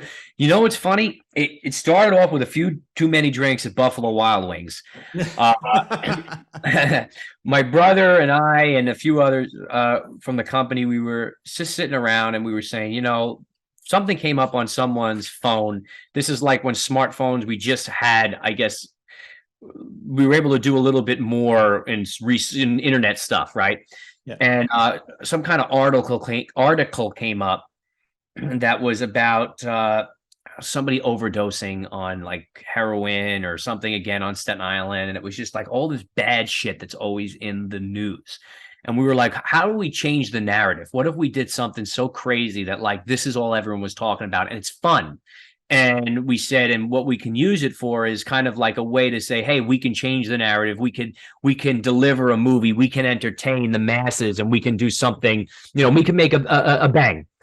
And so original plan was we'll put this clown out there periodically, kind of mess around with people, make them wave with a balloon. We didn't want to have any weapons because for us, it wasn't about the threat of killing. It was the creepy and eeriness because that sticks with you longer than the shock value of a knife, right? Mm-hmm. We wanted them to question, is this clown going to do something? Is this clown not? Is there something wrong with this guy? Is there who is he? So the way to do that is simply minimal. Balloon, darkness, clown, right? So we put that clown out there and we figured over time, maybe 3 months, it'll start catching like, oh, there's this clown. And we figured maybe we'll be the ones to get the first video footage of the clown. And that's how we were keeping ourselves separated from it. All that went out the window because 3 months turned into 3 days and this thing popped. It went viral. It was insane. So we had to adapt our mindset on the whole thing and how we were going to approach it. So we started having fun because they started like, who is the clown? Where is the clown? What's going on? And they were trying to catch the clown. The newspapers were trying to figure it out. Time Magazine did something. USA Today did something. The New York Post. This thing started going. Wow. And then they started putting it together because some of the people that had seen the clown had connections to us. And they were like, well, how would they know those people were there? And then there was a small island, but they're like, I don't know. Maybe it's this production company. So we started having fun with that. We cannot confirm or deny that we were the clown. And then it started building even more and even more. And then eventually I get a phone call from a buddy of mine from Z100 who says, listen, Mike, I know you personally. This has you written all over it. When you're ready to announce, we'll make sure we do it right. Do it on our show first, the Elvis Duran in the Morning Show, and then I'll take you to every circuit, like Entertainment Tonight and Inside Edition and all that stuff. And you'll do a round robin circuit, to kind of tell your story and what this was all about. We'll get you all the press, all the exposure, whatever. So I said, all right, if it was me, I'll think about it. A couple days later, we made the call. We went into Z100. We announced it was us because there was copycats starting to happen. And the copycats were getting violent. Like they were chasing people with, not real knives and stuff. So we said, we don't want to be responsible for that. We're going to denounce that and, just tell our story. So we came out and said, we did this. This was a form of entertainment in that we wanted to change the narrative. We wanted to make a real life movie and make people feel like they're part of that. We just wanted to have fun. It was a fun little prank. And in the end, it ended up helping us get the finances and the funding for Abnormal Attraction. Wow. Yeah. So that whole Staten Island clown thing ended up turning into that because people started saying, well, what other ideas you have? You're filmmakers. You made this big publicity stunt. People can't pay for this kind of recognition. And then it kind of turned into that. And it's funny, it was totally unrelated to Terrifier. When that was happening, Damien was still working on the All Hallows Eves and the short Terrifier. And he was like, wow, who thought of this idea? Like, I wish I had thought of this idea. He told me this later. I wish I had thought of this idea and we could have used it as marketing for the film. Lo and behold, it ends up being us and we end up doing Terrifier with him. So it ended up serendipitous, I guess, I love it. You know what I would be afraid of? I'd be afraid of some Charles Bronson vigilante wannabe taking out the clown. Like if I were that guy. Yeah, we were worried about that too. Like they were like, people were making memes like places you will not see the Staten Island clown, and they were naming really bad neighborhoods, and they were saying here. And we're like, yeah, definitely not going there. You're right, But yeah, I know. We were thinking that too, and we were worried. Like everyone was scared of the clown. The clown was very scared of going out into certain areas because you don't know how people are going to respond, and if they want to fight the clown, stab the clown, shoot the clown if they get really scared. So like we had to be very careful. And luckily we were in a time where even though it was, 2013, 2014, 2015, that area, it's close, but it's not as close to what's going on now. Like there's a lot more violent going on. There's a lot more attacking that's going on. Back then it was on the cusp of starting, but it wasn't there yet. Now it's different. I don't know if we could have pulled it off safely nowadays as we did then. And it's only 7 or 8 years later. It's a big change. No, I completely agree with that, and I'm glad that was like the right place, right time, and I'm so glad that it worked in your favor. And then Stephen King's It came out right after, so we hit it when there was a pulse of wanting Killer Clown, and then Terrifier right after. There was a need for, we were just there was some kind of weird thing that night that happened with Buffalo Wild Wings and those drinks we were having. We like tapped into the universe, I guess. But like you said, we were always interested. It was a big influence to me as a kid, and Tim Curry and Stephen King, the book. And I loved the Are You Afraid of the Dark and Goosebump episodes with the clowns, and then obviously doing Terrifier. So clearly there was always a love. And my mother has a picture of me on my second or third birthday, and I'm with clowns, and I wanted clowns. So there was always something there about clowns for me. Stephen King didn't realize it, but he helped you in so many different ways. Right. Tweeting about you, the movie releases, which he had no say in that. And then we did the documentary, the Pennywise documentary too. So yeah, I mean, there's so many connections to Stephen King, and he probably has no idea. Yeah. Well, it's funny. I did watch that documentary, and I loved it because I grew up watching the mini series. And I love both movies. I love the Bill Skarsgård version. Yeah, same, I love the Tim Curry. But I didn't realize it was so interesting. Like who did they want originally? I heard like names like Alice Cooper. Was it Harvey Fierstein? They were going to think there was a bunch of names. There's even the kid McDowell. There were so many people that they were going after for that, and it's just insane how then it lands upon. I can't remember. There was some like really huge name that they were looking at. Like Roddy McDowell was one of them, I know for sure. But then there was like another, Alex Cooper. Yeah, I mean, there was another one though that off top I can't remember, and it was like, oh, this would have been totally different. Yeah, And it's funny because if I'm not mistaken, Tim took that because originally he was up for the role of the Joker in Batman before Nicholson took over too. So that's part of it because he didn't get that, and then there was somebody involved that still wanted him to be a clown, and he was still into it. So it's like, all right, I'll do the It instead of the Joker, because that was still in development, because that came out in 89. Yeah. And he just missed out on that. And then they shot the miniseries around the same time, and it came out 90 or something. 90.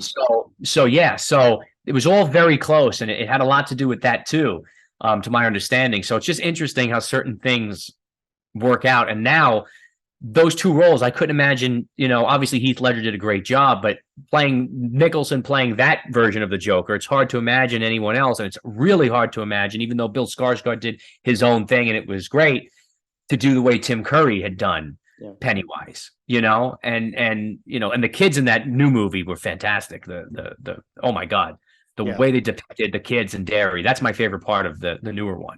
Yeah, I'd love to see a world where Tim Curry and those kids, there's a movie. Well, my favorite was the first part, the first part one for the new It.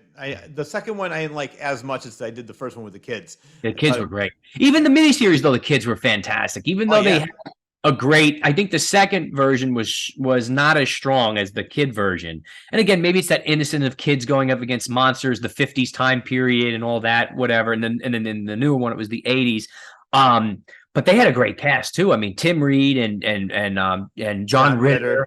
Oh my God! And I mean, Carrie Anderson, and then the John Boy, and Richard Buzzer. Yeah, I'm going blank, and he's a cool guy too. Richard Thomas. Richard Thomas. Yeah, and Richard Mauser, and they have a really amazing cast too of the adults. So but it's interesting that the kids one in both, I think, were the strongest of the pieces. Well, what I loved about the documentary is when they realized the ending was a spider, and they're all disappointed. Like, really? This is it? Yep. And I agreed with what either one of the writers or directors said. What they should have done was had like Pennywise come back and they killed Pennywise, not the spider. And I always felt that too. And I said, when we were on set with the writer, we were with him, interviewing him for that. And then Richard Thomas said the same thing. They all kept saying spider, spider. I said, I said the same thing as a kid. But here's the difference. You guys all had control. You guys could have said something. Like, I guess back in the day, it was just different, like how it was written, it was going, the money was there. I don't know.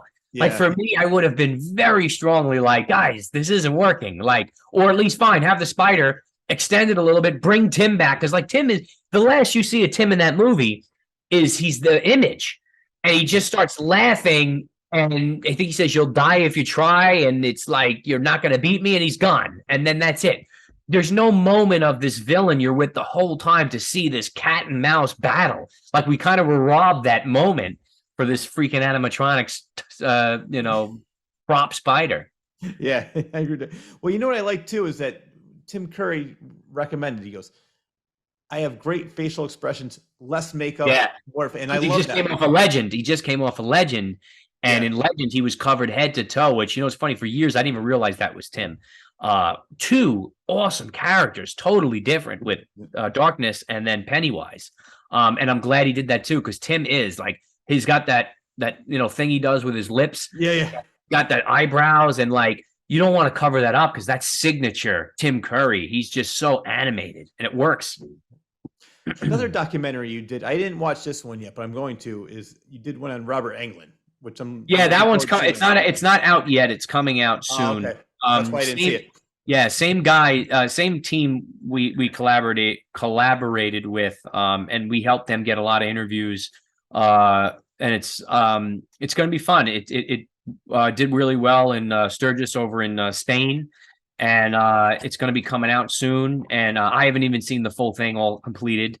And I'm excited for it. And these guys that spearhead the documentaries that we work along with, they're really amazing people, really great dudes. Some of them are over in England, and then there's one other guy out in LA, and then another guy in Boston. They're the ones that like kind of put it together, and then we come along to help out. And they're talented, and I'm just honored to be a part of those projects.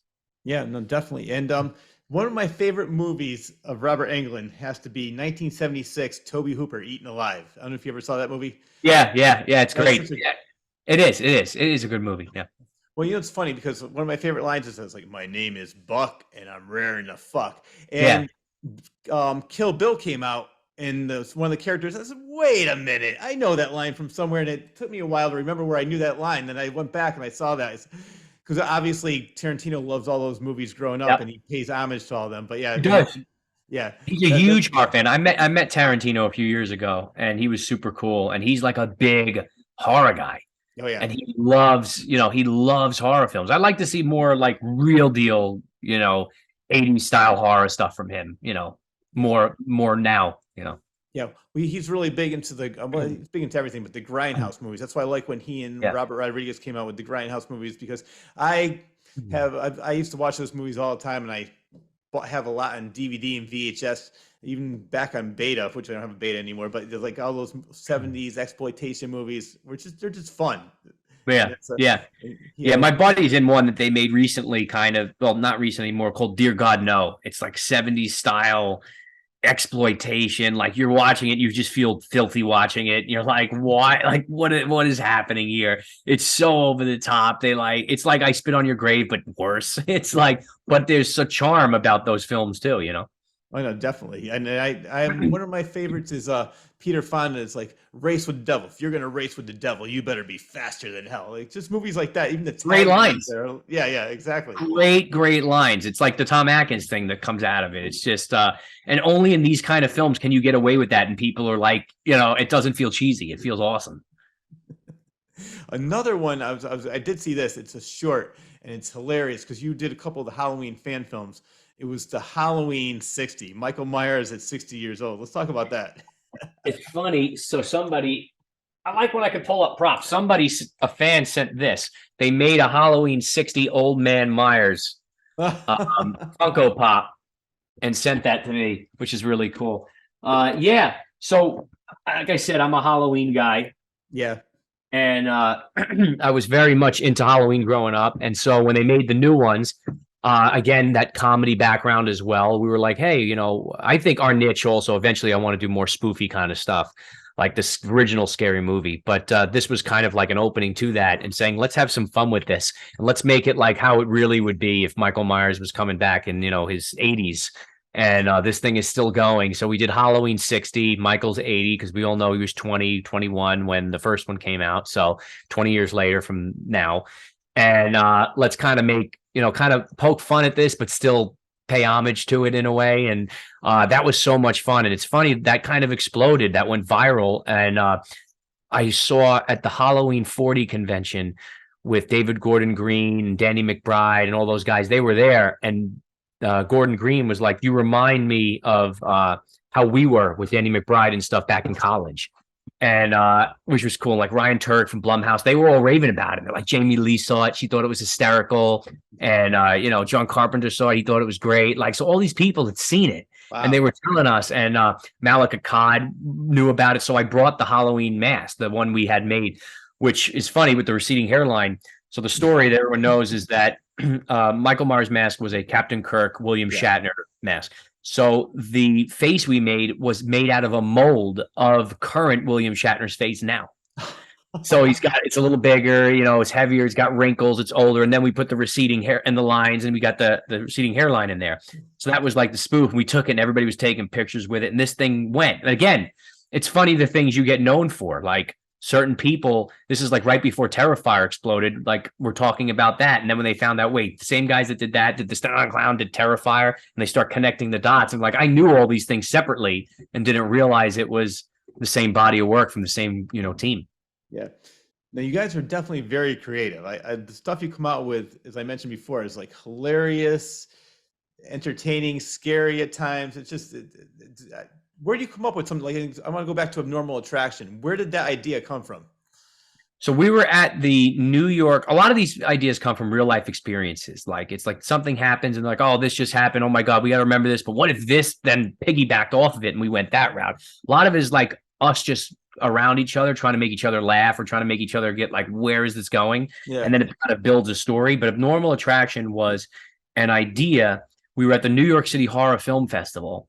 And there was my friend, who's not a horror person really, had kind of observed all of these people wearing horror outfits. And he's like, you know, I don't get it. There's like this crazy blood-soaked zombie and this vampire, and they're dressed sexy, but they have the most grotesque things happening to them. Like their body parts are like, there's a finger in their mouth, and they couldn't understand it. And, you know, he's like, I don't know how people are attracted to this. And then that kind of spearheaded from that, and we were like, well, you know, yeah, they got an abnormal attraction to this. It's something, it's like people who have foot fetishes, and you know, and then we started saying, well, what if there was a guy who wanted to fuck Bigfoot, and like he's like on this like mission to try to find Bigfoot, and like it just kind of spearheaded. And then we were like, well, what if there's a meeting for these kinds of people where like it's like a weird thing and they don't want people to know, like an AA thing, and it just kind of built and built and built and built, and then Abnormal Attraction was birthed from it. So, you know, it's like things like that. You know, there's no pinpoint way I can say, yeah, this is how an idea happens. Yeah. You know, it's just kind of like a real life experience that then triggers something. And it's like, oh, this could be interesting. Where can we go with it? Yeah, no, definitely. So it's not like you just sat down and said, I'm going to write this fairy tale / horror movie / comedy. Yeah, no, it just sort of, yeah, no, that didn't happen. And then once we fell in love with the idea, we're like, we got to write this. We got to figure it out. Like, what is this about? Who are the characters? Yeah. It is an interesting process, and it's similar in ways and different in other ways of like how each one happens. Mm-hmm. I want to go back to Halloween for a minute, because just like you, I was a Halloween fan from the 78 on. What's your opinion of the newer Rob Zombie movies, the Halloweens?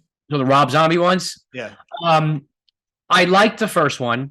Yeah. I thought it was really cool, and they added, I think there was a little too much backstory for me personally, but But I mean, I guess at that point they felt, what more are we going to do other than just reshoot the thing? Personally, I would have rather them just not remake the movie. I didn't think 78 needed a remake. I would have liked to have seen a continuation from maybe the one everyone hates, which is Resurrection, which is what I did with my other fan one we did.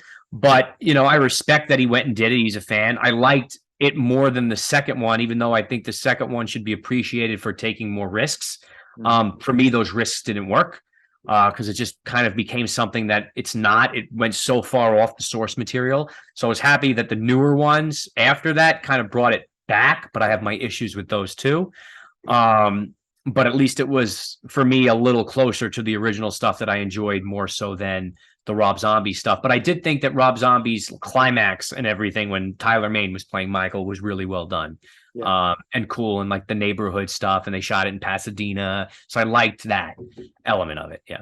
It's funny you said that because that's exactly what I said. I said, for me, what makes John Carpenter movies works is simplicity. He's the boogeyman. You can't kill him. He's going to live forever and kill people. I didn't like the backstory because you really don't need to know why he is who he is. He's just the boogeyman. And so I did enjoy the first one better than the second one, but I thought the same thing too. It's like, why can't you just do a continuation or just make a completely original? Like, honestly, if they would have just, what I would have liked even better, because the only interesting part of that backstory to me was just seeing him in Smith's Grove. So like where like maybe he's the kid, they're trying to get to him and he's not responding. And then he's older and you see him in the prison. Like those moments to me were okay because it didn't give, so it still made him crazy. You didn't need the family atmosphere, him killing the dad who was abusive. And like, if you kind of got rid of all that and just maybe started at boom, Smith's Grove, that might have been more interesting to me. Of saying, okay, we're getting a little backstory, but you're not overly explaining this. And we're getting to see something that we never got to see, which was like the Loomis kind of connection more. That I would have been okay with a little more. That's probably the only part of the backstory I was like, okay with. Seeing it in the snow and he's there and the mom trying to, that was okay, I guess. But what I thought was funny is because I'm a huge Donald Pleasance Loomis fan. I think he did. But Malcolm McDowell did a great job. And I didn't realize it was reading about him when the movie came out that he never watched any of the original Halloweens because he didn't want to be influenced by his character. He wanted to make it his own, and he did make it his own. And I do like both for different reasons. But yeah, I love Donald Pleasance over the top with Loomis. Get out of there, you kids! It's like, it's a it worked because he also had like a sadistic side to him too, which was interesting because like he was screwing with him, screaming over the bushes and stuff, and then and then he smiles about it. Get your ass away from that window. And he smiles. Donald Pleasance to me will always be Loomis. I mean, there's just, Malcolm did great with what he did and, whatever. It's just like Charles Cyphers is Brackett. I can't see Chucky as Brackett, Not that he did a bad job. It's just, to me, there's certain characters that are just like Jamie Lee Curtis is Laurie Strode. Scout did great. She's fine. Great actress. She really is. But if someone says Laurie Strode, am I thinking of Scout Taylor Compton? I'm not. No, I'm thinking of Jamie Lee Curtis myself. Right. I'm so happy that she's still, doing great. She just won the SAG award the other night. Yeah. She's still killing it. I'm happy about that. All right, I want to talk about some of your other movies. Penance Lane. I saw that one. That was a great movie. And that stars Tyler Mane as well. It stars Daniel Roebuck, Scout Taylor. So let's talk about that. Yeah, that came out of Abnormal Attraction, believe it or not. Once we had worked with Tyler on that, he had told us about this movie he's doing called Penance Lane. And he asked if we'd be interested in collaborating and being producers on with him and making the film. And of course, we said absolutely. So we went down to Georgia and we tech scouted with a few times with Tyler. And then we ended up going full throttle and shooting that film down there we lived down there for like a month and a half or so, shot the movie straight through. That's where I met Danny Roebuck and John Schneider and a couple of Tyler's wrestling buddies, Booker T and Diamond Dallas Page. What was cool about that for me too, is they ended up offering me a role because I was the AD on that. I was the assistant director on that and a producer. And they ended up offering me the role to be Scout Taylor Compton's boyfriend. Yeah. And so they wanted me to like look a little younger and be a little bit more, on edge, like a kind of a pricky teen. So I decided to grow my hair out.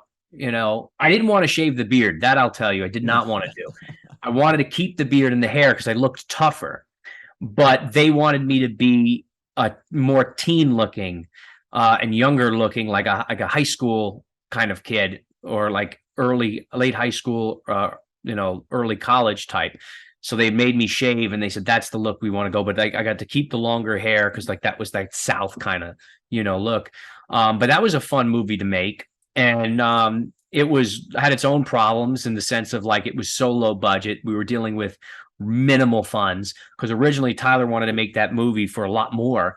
And, for whatever reasons, didn't get the rest of the funding in. And it was like, do we wait? Do we go? And then he saw how we were making Abnormal Attraction. He says, you guys are the guys clearly that know how to make good independent films on a micro budget. So he says, I don't know that world. He comes from big studio money, X-Men, Halloween, right? So yeah, he's like, I want to bring you guys on board for your expertise.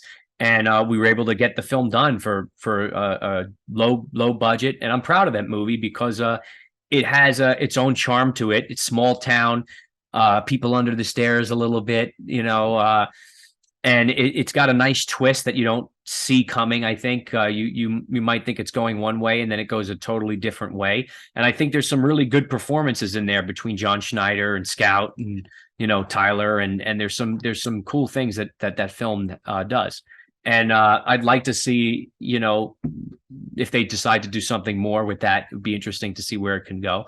But for me personally and for Fuzz, it was a really cool experience to go down to Georgia and live for like 2 months and shoot a movie. And it definitely seemed like it was a fun movie. And John Schneider plays a completely different character from what people know him as. Yeah, I liked him in that movie. I did. Yeah.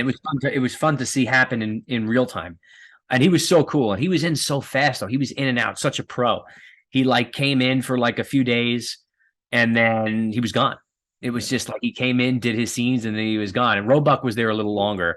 And he was fun. I remember there was when we were in a hotel, we were staying in the hotel, and Roebuck and Schneider, both coming from big TV shows in the 70s and 80s, Matlock and Dukes of Hazzard. Their egos, a joking way, started like going at each other in like a fun way and picking on each other. And to me, that was like one of those moments. I'm like, am I really here right now? See, like in part of this, and as a younger, earlier, being in my early days of filmmaking, that was something totally surreal and like pinch me, like this is so crazy. Oh yeah.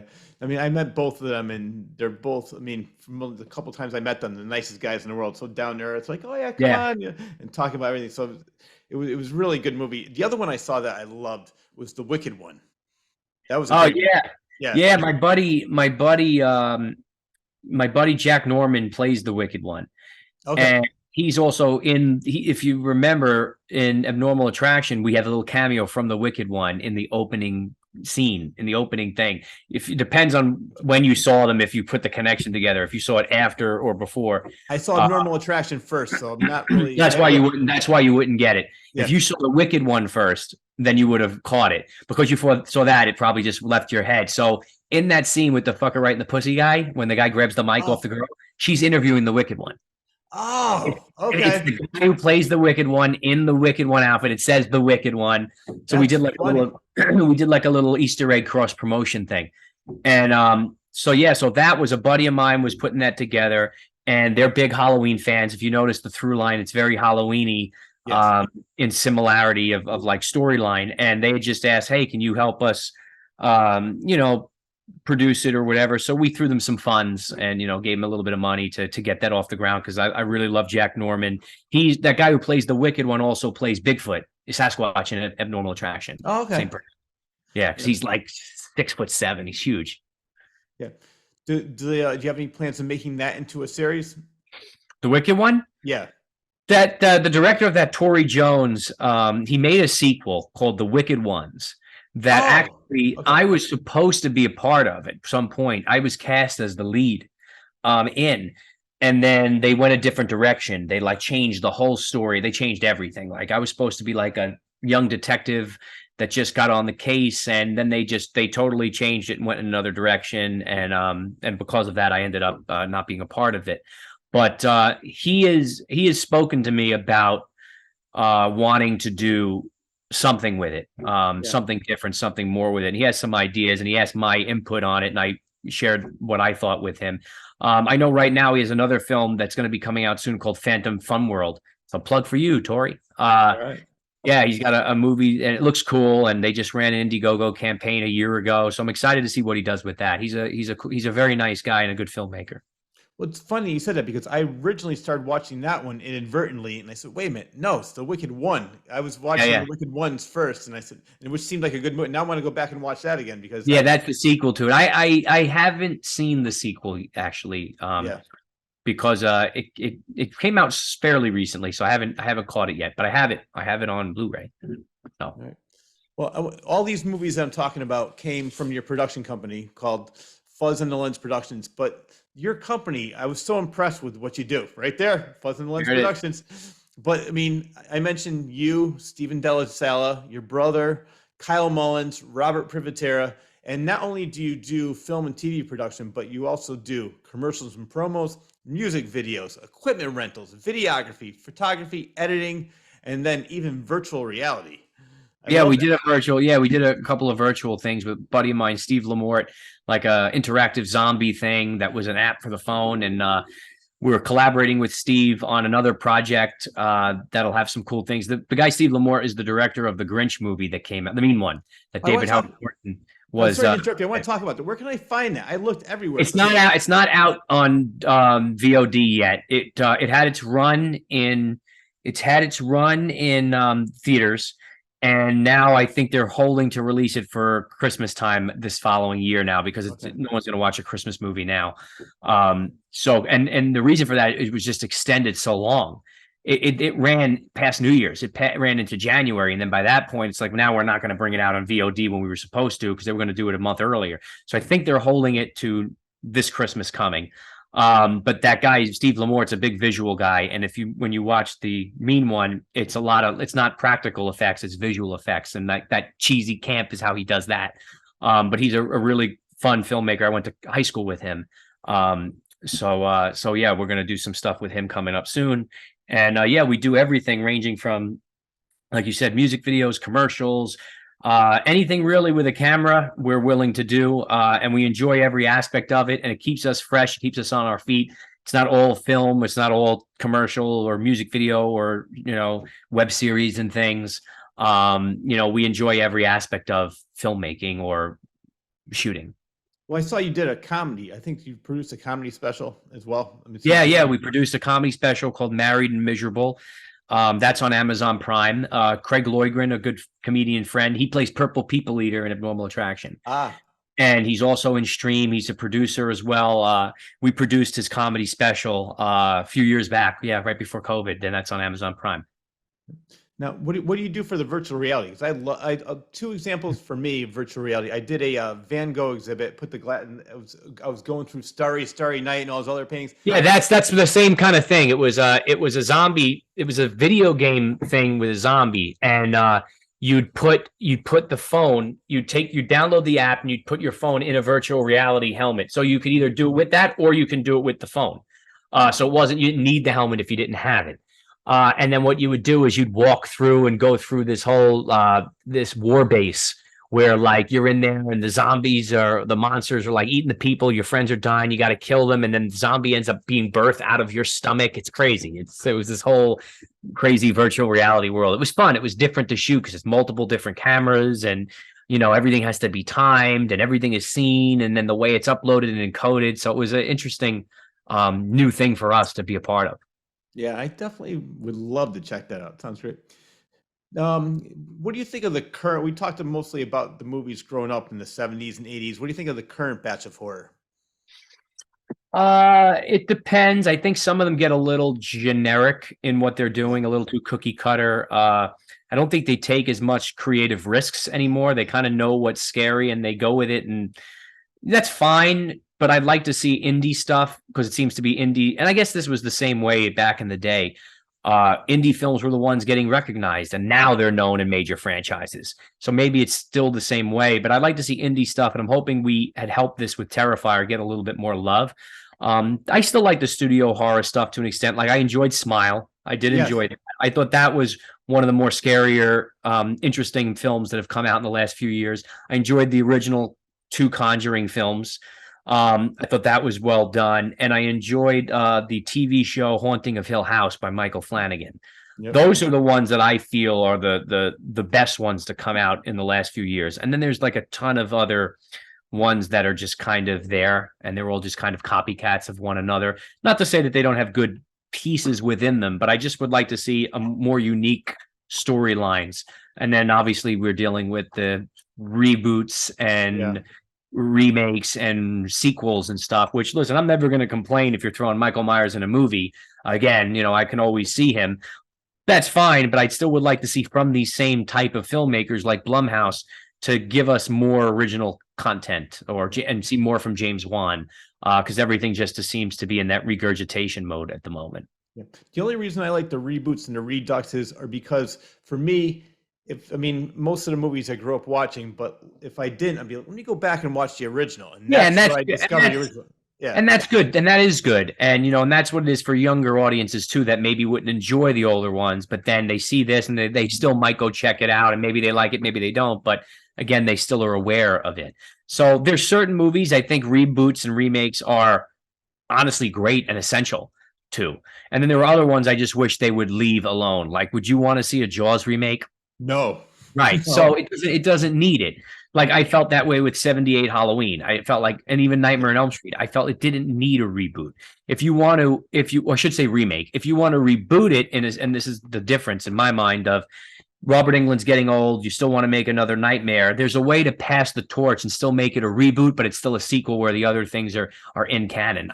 That's how I have some ideas on how to do another Nightmare on Elm Street and keep things in canon, but still reboot it. So if anybody's listening, I'm here, and I've played young Robert Englund before. All right, and you hopefully can do it again. Yeah. I think my favorite reboot or remake, I should say, it's done by the same guy, Mir Zarki. Maybe I'm mispronouncing it, but he did the original "I Spit in Your Grave," and he remade. Yeah, I agree. I think that it's like done, it's updated. The kills are better, they're more creative, and that's where it works. That's where it works 100%. And that's a movie that needed one that be kind of updated. And you could still appreciate the original if you're into that. I agree with you. I think that one is one it 100% works. And I actually think I like the remake better than the original. So. Yeah, no, me as well. Are you a fan of Italian horror? I am, but I don't see it as much. Damien's kind of gotten on me, and Marcus more so, that I need to be more cultured in some of the other horror stuff. I know a lot of German stuff. I've been trying to look more into Italian. I know they're more gruesome and brutal and creative, I guess, and interesting. So I need to become I need to widen my palette a little more.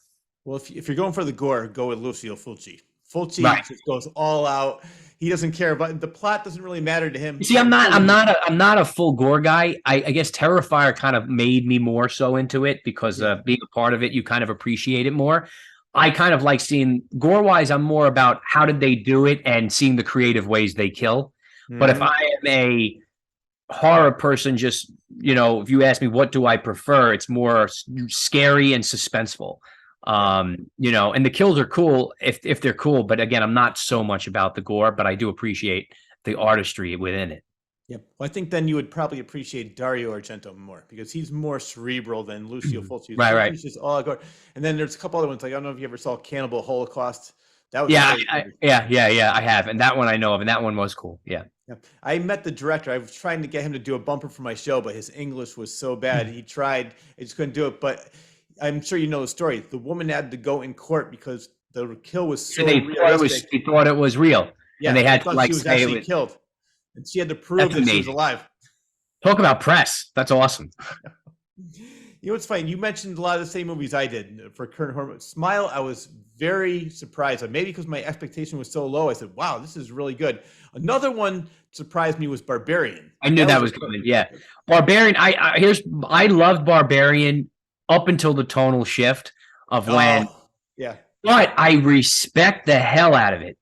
Yeah. That they took that bold chance to literally make it a totally flipped out different movie, introduce a new character halfway through.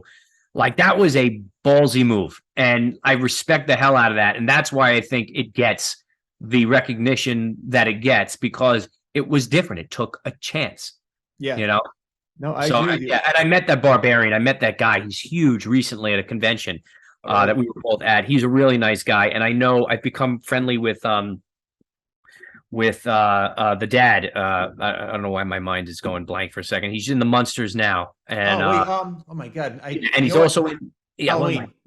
Right. Well, Yeah, no, that's the one who played well, Daniel Rowe played. it's not Roebuck. He played Nosferatu, and he also played the Doctor in the Halloween in the I can't remember either. I know Munsters, you're talking in the about. Munsters. Yeah, it's gonna come to me. I can't believe he's gonna be like, really, Mike? My mind is just like going a million miles a minute. No, I'm the same way. If it wasn't for my notes here, I would forget everything. Yeah, it's when your mind is constantly going. It's Richard Brake. Richard Brake. Thank you. Yeah. Yes. It would drive me Sorry, crazy Richard. too. Yeah. I know Sorry, exactly what Richard. you're My talking mind about. was like, yeah. So I become like pretty friendly with Richard, and he's very supportive of what we've done with Terrifier, and we've hit it off at the conventions, talking and stuff. And I thought he did really well in that too. Yeah, He's yeah. the dad. Yeah. Two other movies, or there's a duo that I'm very impressed with. I saw one of his movies a couple years ago called The Innkeepers. It was about the Yankee Peddler in Yep. Torrington, Connecticut, not too far from where I live. And then I saw a movie. It said X. I said, oh, that's the same guy. And then I saw Pearl, and now they're coming out with Maxine. So that he's got a whole thing. He and Mia Goth. I love those two. Yeah, They have a nice little thing going. I liked Innkeepers. I liked, what was first, X or Pearl? X was first, and Pearl was the prequel to X, and now Maxine's going to be. So I think I liked Pearl. I think Pearl was shot beautifully. Yes. And they were shot at the same time. I think I like X a little more than Pearl, just because I liked again, not knowing the backstory as much. But I think that they both were very well done, and I'm excited for the third one that's going to be coming out now. So that'll be interesting. Yeah, it's those are Maxine cool. with 3 X's. Yes. So there are some good ones that are out, and I think the main thing is that I think that this is a good time to be in horror, because there is a need for it, and it's hot right now. And I think horror has always kind of been hot, but it's in the end. It's always hot with the people who love horror, because you're never not going to love horror. But now it's kind of in more with, I think, the general audiences, and kind of more open to it. So, go horror. I hope it just continues. It's one of the first ways of telling stories. If you date it back to the fairy tales, and they try to teach kids to not talk to strangers, the Hansel and Gretel's, the Grimm's brothers, and then Disney flipped it on its head. It's like that horror has been around for a long time in story making. It's the campfire. You tell the creepy stories, right? So. No, it's definitely more accepted now, like you said.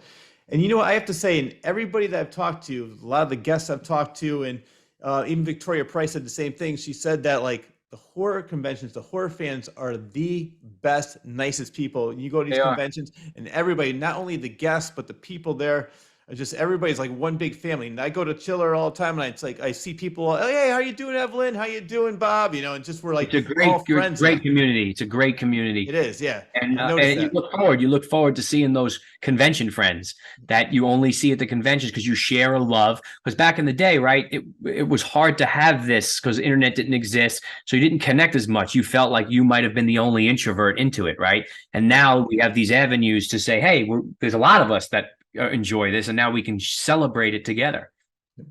There's one guest that you really can't even get to him anymore because he's too popular. I wonder if you ever worked with him or met him. Was Bruce Campbell?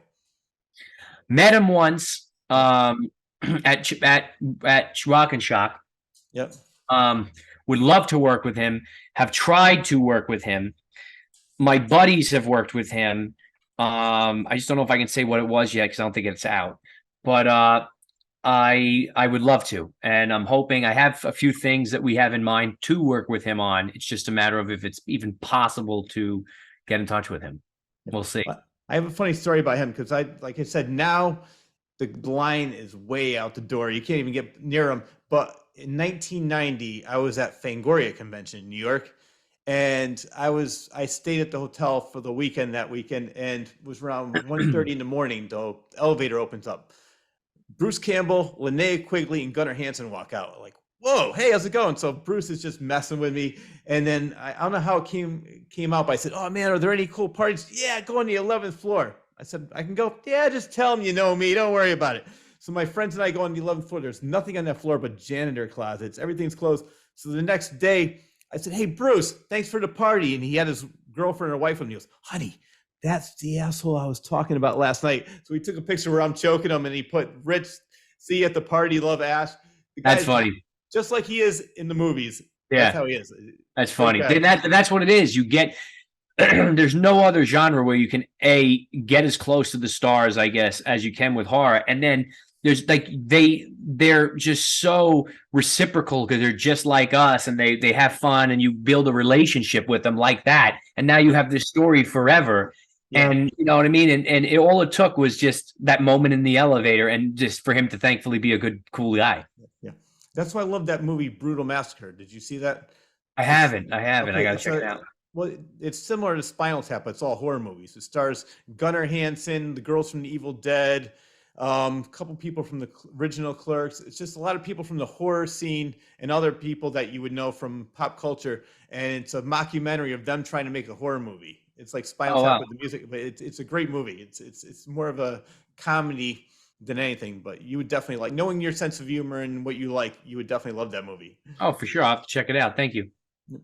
I want to talk about Fuzz on the Mic podcast. I was listening to that over the last week or two. I love it. Oh, thank you. Yeah, we were on a little bit of a hiatus as we're trying to finish stream, but we're going to have some new episodes coming out soon. We just have fun with that. Always wanted to start up a podcast, and you know, we don't really talk about anything too specific, mostly just topics that everyone might relate to or think about. We give our thoughts on it, and then we just have fun. And eventually we're going to get Damien on the podcast. We'll bring Dave on, a lot of our friends that are in the movie business or the music business or whatever, and just talk to them as regular people. Like, look, we'll do a quick segment of, hey, this is what they got coming out. This is what they're known from. Maybe if there's something we want to ask them involving their career, but for the most part, it's about just getting to know the person and getting to know us on a real level, a personal level, a fun level, rather than just the generic, this is what they're doing. This is their career. I want to hear them. I want to hear from the person, and that's kind of what we're doing with our podcast. And hopefully we make some jokes and entertain you along the way, and just have some fun. I want to keep them quick too. Every segment's very quick. Yeah, it's like about 20 minutes long. One of the topics I was laughing at was, should you wash your hands after you take a piss? And I was laughing. I said, I'll give you, and there's one that you left out, which I do, is I know if somebody's in the other room, I'll turn the water on. I'm like, I didn't touch anything. Why do I have to wash my hands? But I know as soon as I walk out, like, you're disgusting. So I just turn the water on, turn it off, and like, all right, yep, I wash my hands.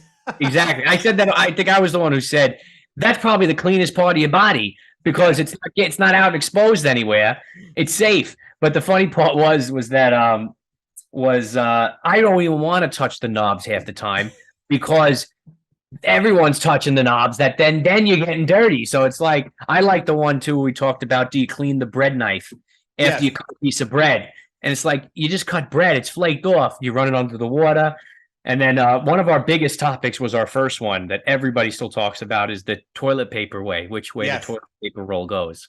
So it's funny topics like that, and things that everybody kind of thinks about or maybe doesn't talk about, but they definitely are aware of it. So we just try to bring to light, those kinds of things. And I don't know if we talked about it yet or we're going to, is like, do you tip the guy who's pumping your gas? But then sometimes he comes over with the squeegee and he starts, clean your car. Now he wants a tip. Like, that's an awkward thing. So yeah, we like to have, talk about, everyday kind of topics that don't always get the attention maybe they deserve. Well, that's funny. That actually happened to me. I wasn't at a gas station. I think I was at a drive-through McDonald's in the really bad area. And some guy just starts squeegeeing my car. I said, I don't have any money. What do you mean you don't have any money? I started screaming, like pounding on the window. I said, let's go. Let's get the hell out of here. I didn't ask you to clean my car. I mean, you're doing it. Thank you. But I don't know what to tell you, man. Exactly. It's like, as soon as I told him I didn't have any money, he's like, he just left it. He stopped with a streak right there. Exactly. Well, as long as it wasn't a streak of blood. I think if I stayed a little bit longer, it might have been blood. Right. So where can that podcast be found? It's pretty much on any platform where you can. Yeah, it's on any place you can find podcasts on. What's that big one? It's I haven't pitched it in a while because we're on the hiatus, but it's the forum, the Well, there's Spotify, iTunes, Spotify. Audible. Right. Yeah, It's yeah. on iTunes. Spotify's the one I always say, but yeah, it's on all that, Spotify, iTunes, Audible, everything. And hopefully next month we'll be starting back up again. You know, we took a break for the holidays and then we kind of got roped into everything of completing stream. And then we didn't want to deliver, half-assed episodes. We wanted to make sure that we give the proper attention to it. So we just went on a little bit of a break and we'll be bringing season 2 back soon. All right. Well, I look forward to it. Another movie I want to talk about that was filmed during the quarantine. I'm not sure if it's released yet. I couldn't find it anywhere. It's called The Dark Offering. So you play Professor Peter Vincent. Yeah, that was an homage. So that is out. That's on Amazon Prime. Okay, good. Yeah, that whole movie that was directed by that guy Marcus I was telling you about. It stars Felissa Rose, Eileen Dietz, myself, my brother Jason. Yeah. Tamara Glynn has a cameo appearance from Halloween 5. Spencer Charnes from the band Ice Nine Kills. It is a movie that was shot totally during quarantine, during the time you couldn't do anything because us creatives wanted to be creative and do something. And it's all shot over like Zoom and webcams and like this. So it was a different experience. But I'll give Marcus credit and it holds your attention for a movie that is just something like this. Like they build a pretty good story around it and made it interesting with very, very limited resources. And there was a ton of limitations. So, definitely proud of what we were able to do in the space that we were doing it and in the time frame for sure. Yeah. You know what? I'm looking forward to seeing it. There's one movie that's similar to that. Do you have Shudder? Yes. All right. I can't remember. I think it was a foreign movie, I think, but it was filmed around the same time. And they were playing with the Ouija board and it was just everybody on Zoom because it was during a. Oh, okay. I haven't seen it or heard of it, but I'll have to check it out. Yeah. It's really good. It sort of reminds me of like how they filmed it exactly the same way. And I said exactly what you just said. I said, for a movie that's filmed like that, it kept my attention the whole time. I jumped once because like it was like one of those jump scares. So it definitely did a great job of what they had with the little resources they had. Yeah, I'll have to check it out. That's awesome. Yeah, I was just happy to be working and doing something during that time frame because we started at first. It was nice. You're drinking every night. You're hanging out, and then you start scratching. You're like, I gotta do something. This is getting out of hand. And then 2 years later, you're still like, fuck. So yeah. Yeah, and I'm so Crazy glad. Are time. things pretty much back to normal now for like with filming? Yeah. Oh, good. Yeah, for the most part. I mean, there's still some times with certain sets you might have to, but they kind of lifted everything, thankfully. I don't even think about COVID anymore, thank God, because it was really bleak for a long time, and I had it twice. Yeah. And it was just a time frame. It's interesting we lived through, but I'll never want to experience it again. Exactly. Especially for somebody like you who makes their living where you have to be around people, you have to do things. I mean, It was scary for a while, and just because you can't do anything, you don't know what's going to happen, you don't know when it's going to get back to normal, and it was bizarre. It was totally, and never in a million years thought. And it's funny because like people like me, young people that were just born, people that are middle-aged, people that are in their 90s were like all experiences that all those generational gaps never experienced anything like we all together experienced. Like it's just something that just never really happened. Yeah, like you said, just one day, bam, the whole world shut down. Like, what the hell just happened? Yeah, so I'm glad. It's just like you. It's funny. Somebody mentioned that. I said, "Oh, that's a thing anymore." I didn't even realize it was a thing. So I'm just like you. It's like I've completely moved on, and I'm glad that you have too. I'm so glad with all your success. Thank you. I have a couple more questions, and I really, once again, thank you very much for being on the show. This was a lot of fun. Oh, thank you. Yeah, at an honor. It was nice going through everything with you. It's a pleasure. Well, do you have more fun making horror movies or comedies? So you have more laughs, believe it or not, making horror films because I guess the subject matter is so dark that you just constantly are making light of everything. And then every time I'm making a horror movie, I say, damn, we should be making a comedy because this would be really funny to happen. Comedies are a little more stressful, believe it or not. Like I don't know why. I enjoy making them, but maybe it's just because, the joke's not landing and you start getting nervous about that. And it's like, is it funny? Is it not funny? I don't know anymore because you've heard the joke so many times. You don't know if it's working. Whereas horror, if a stab works or a stab doesn't work because you can clearly think it looks fake or real. A comedy, it's like so subjective of what's funny and what's not. So it's a little more stressful, I think, to make a comedy. But I enjoy both. you know, just as equal by the end of the day, you know, because it's fun to watch someone get scared and see action, and it's fun to watch and hear someone laugh at something that, you know, a joke that you came up with. So they both have their positives and their negatives, but they're both very rewarding just as a filmmaker in general. Well, I know what you're saying, because like with a comedy, people expect to laugh, and if they don't laugh, but with a horror movie, you put jokes in there, and if they laugh, but you're not really, I mean, you want people to laugh at it, but it's more of a horror movie. So you're like, if they don't laugh, then but Right. with the comedy, that's all they want. And it's funny because that's why I love Sam Raimi, because like his biggest influences are the Three Stooges. And you obviously could tell that from Army of Darkness, obviously, with the boom, boom. Right. So yeah. Yeah, I know. So I love that mix. Damien's actually collaborating with Sam Raimi right now on a project. So we'll see. Hopefully we'll all be working on a Sam Raimi, Damien Leone film soon. Oh my God. I cannot wait. Damien just announced it. So he's working with his production company. Was it Ghost Pictures? Yes. Or Yeah, I think it's Ghost Pictures. So can you talk about what the movie might be about? I can't because they didn't say anything about it. So I don't want to misspeak, but it's something different. It's very cool. I'm excited to see this, and I'm excited to see Damien in this do something like this. And whatever they ask me to do, I will be glad and happy and honored to just do it and be a part of it. So just standing by and waiting. Yeah, you know what? I cannot wait to see that collaboration. You know what I love about Sam Raimi, because just like I love the old Peter Jackson horror movies like Dead Alive, Bad Taste. Dead Alive, yeah. I remember that film. That scared the hell out of me too. Yeah, that was such a great movie. And I love the fact that, he went out with Lord of the Rings, King Kong and all that. But I like that Sam Raimi got big, Simple Plan, and Spider-Man movies, but he came back to like Drag Me to Hell and other. So I mean, I like the fact that he still does. Like, I would love to see Peter Jackson go back to his roots of a horror movie, because I love even The Frighteners with Dee Wallace and Michael J. Fox was a great movie. Yep, Jeffrey Combs was in that too. Oh yeah, I forgot about that. Yep. So yeah, I mean, it's I'd like to see that, and I think he honestly he may, because horror's just so hot right now. Everybody's wanting to get into it. I was talking to Chaz Palmentieri, who is from all the mob movies, and he was like, "Oh, you're a filmmaker." I says, "Yeah." He goes, what do you do?" I said, "Right now I'm doing a lot of horror stuff." He goes, "Oh, you're smart. I should start doing horror." Imagine seeing him, the mafia guy like Joe Pesci and Robert De Niro, start doing horror movies.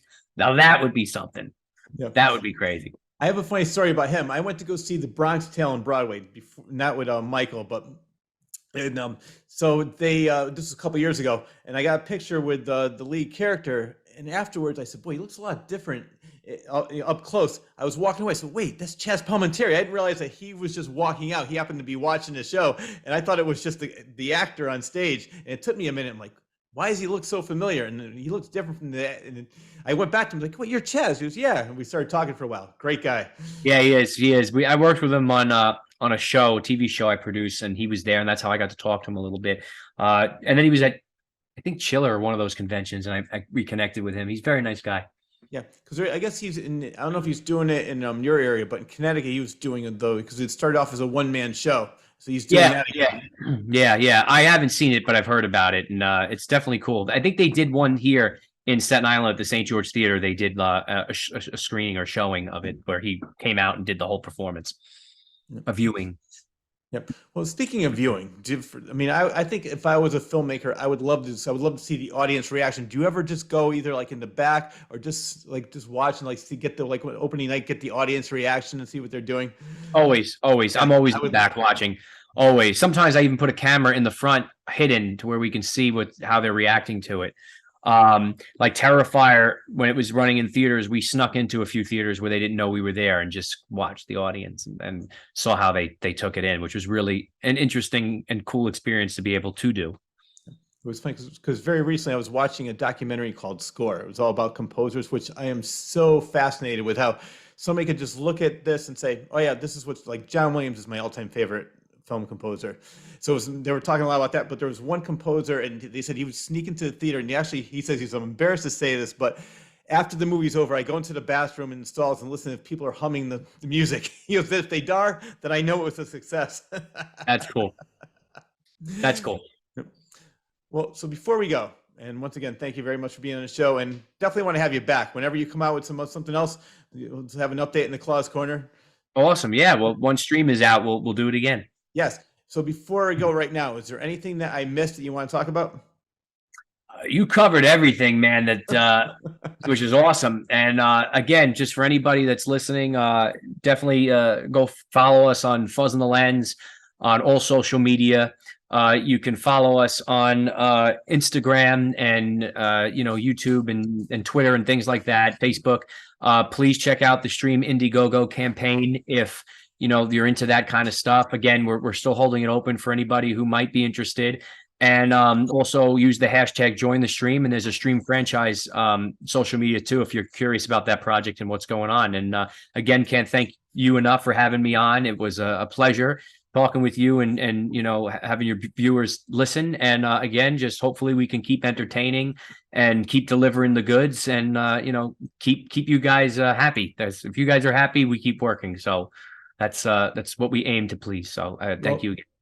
You're very welcome. And I can tell you from everything I've seen, you're going to be keeping people happy for a long time because you have a lot of great ideas and you and your crew execute it perfectly. So it's just, I love the fact that you're comedy, horror, you have something for everybody. You're a great guy. And I'm looking forward to definitely future movies from you and whatever else you're coming out with. And hopefully I get a chance to meet you again. I think I met you before, but I'll get a chance to introduce myself again over in Chiller. I'll be there for sure. So we'll link up. All right, man. It was great having you on the show. I'll talk to you soon. Thank you. That wraps up the latest episode of The Claws Corner. A huge thanks goes out to writer, producer, director, and actor Michael Leavy for taking time out of his extremely busy schedule to be on the show. A huge thanks also goes out to John Bristol of Elmwood Productions for a superb job editing the show each and every week and making it available to all. I also need to thank Joseph Timothy Quirk and Rob Bull for all of their hard work making my show available on the radio and other platforms such as Spotify, Audible, Amazon Music, iTunes, and iHeartRadio. It is so greatly appreciated. You can't imagine. And lastly, but definitely not least, I need to thank you, the viewer, for always tuning in. Enjoy your day, everyone.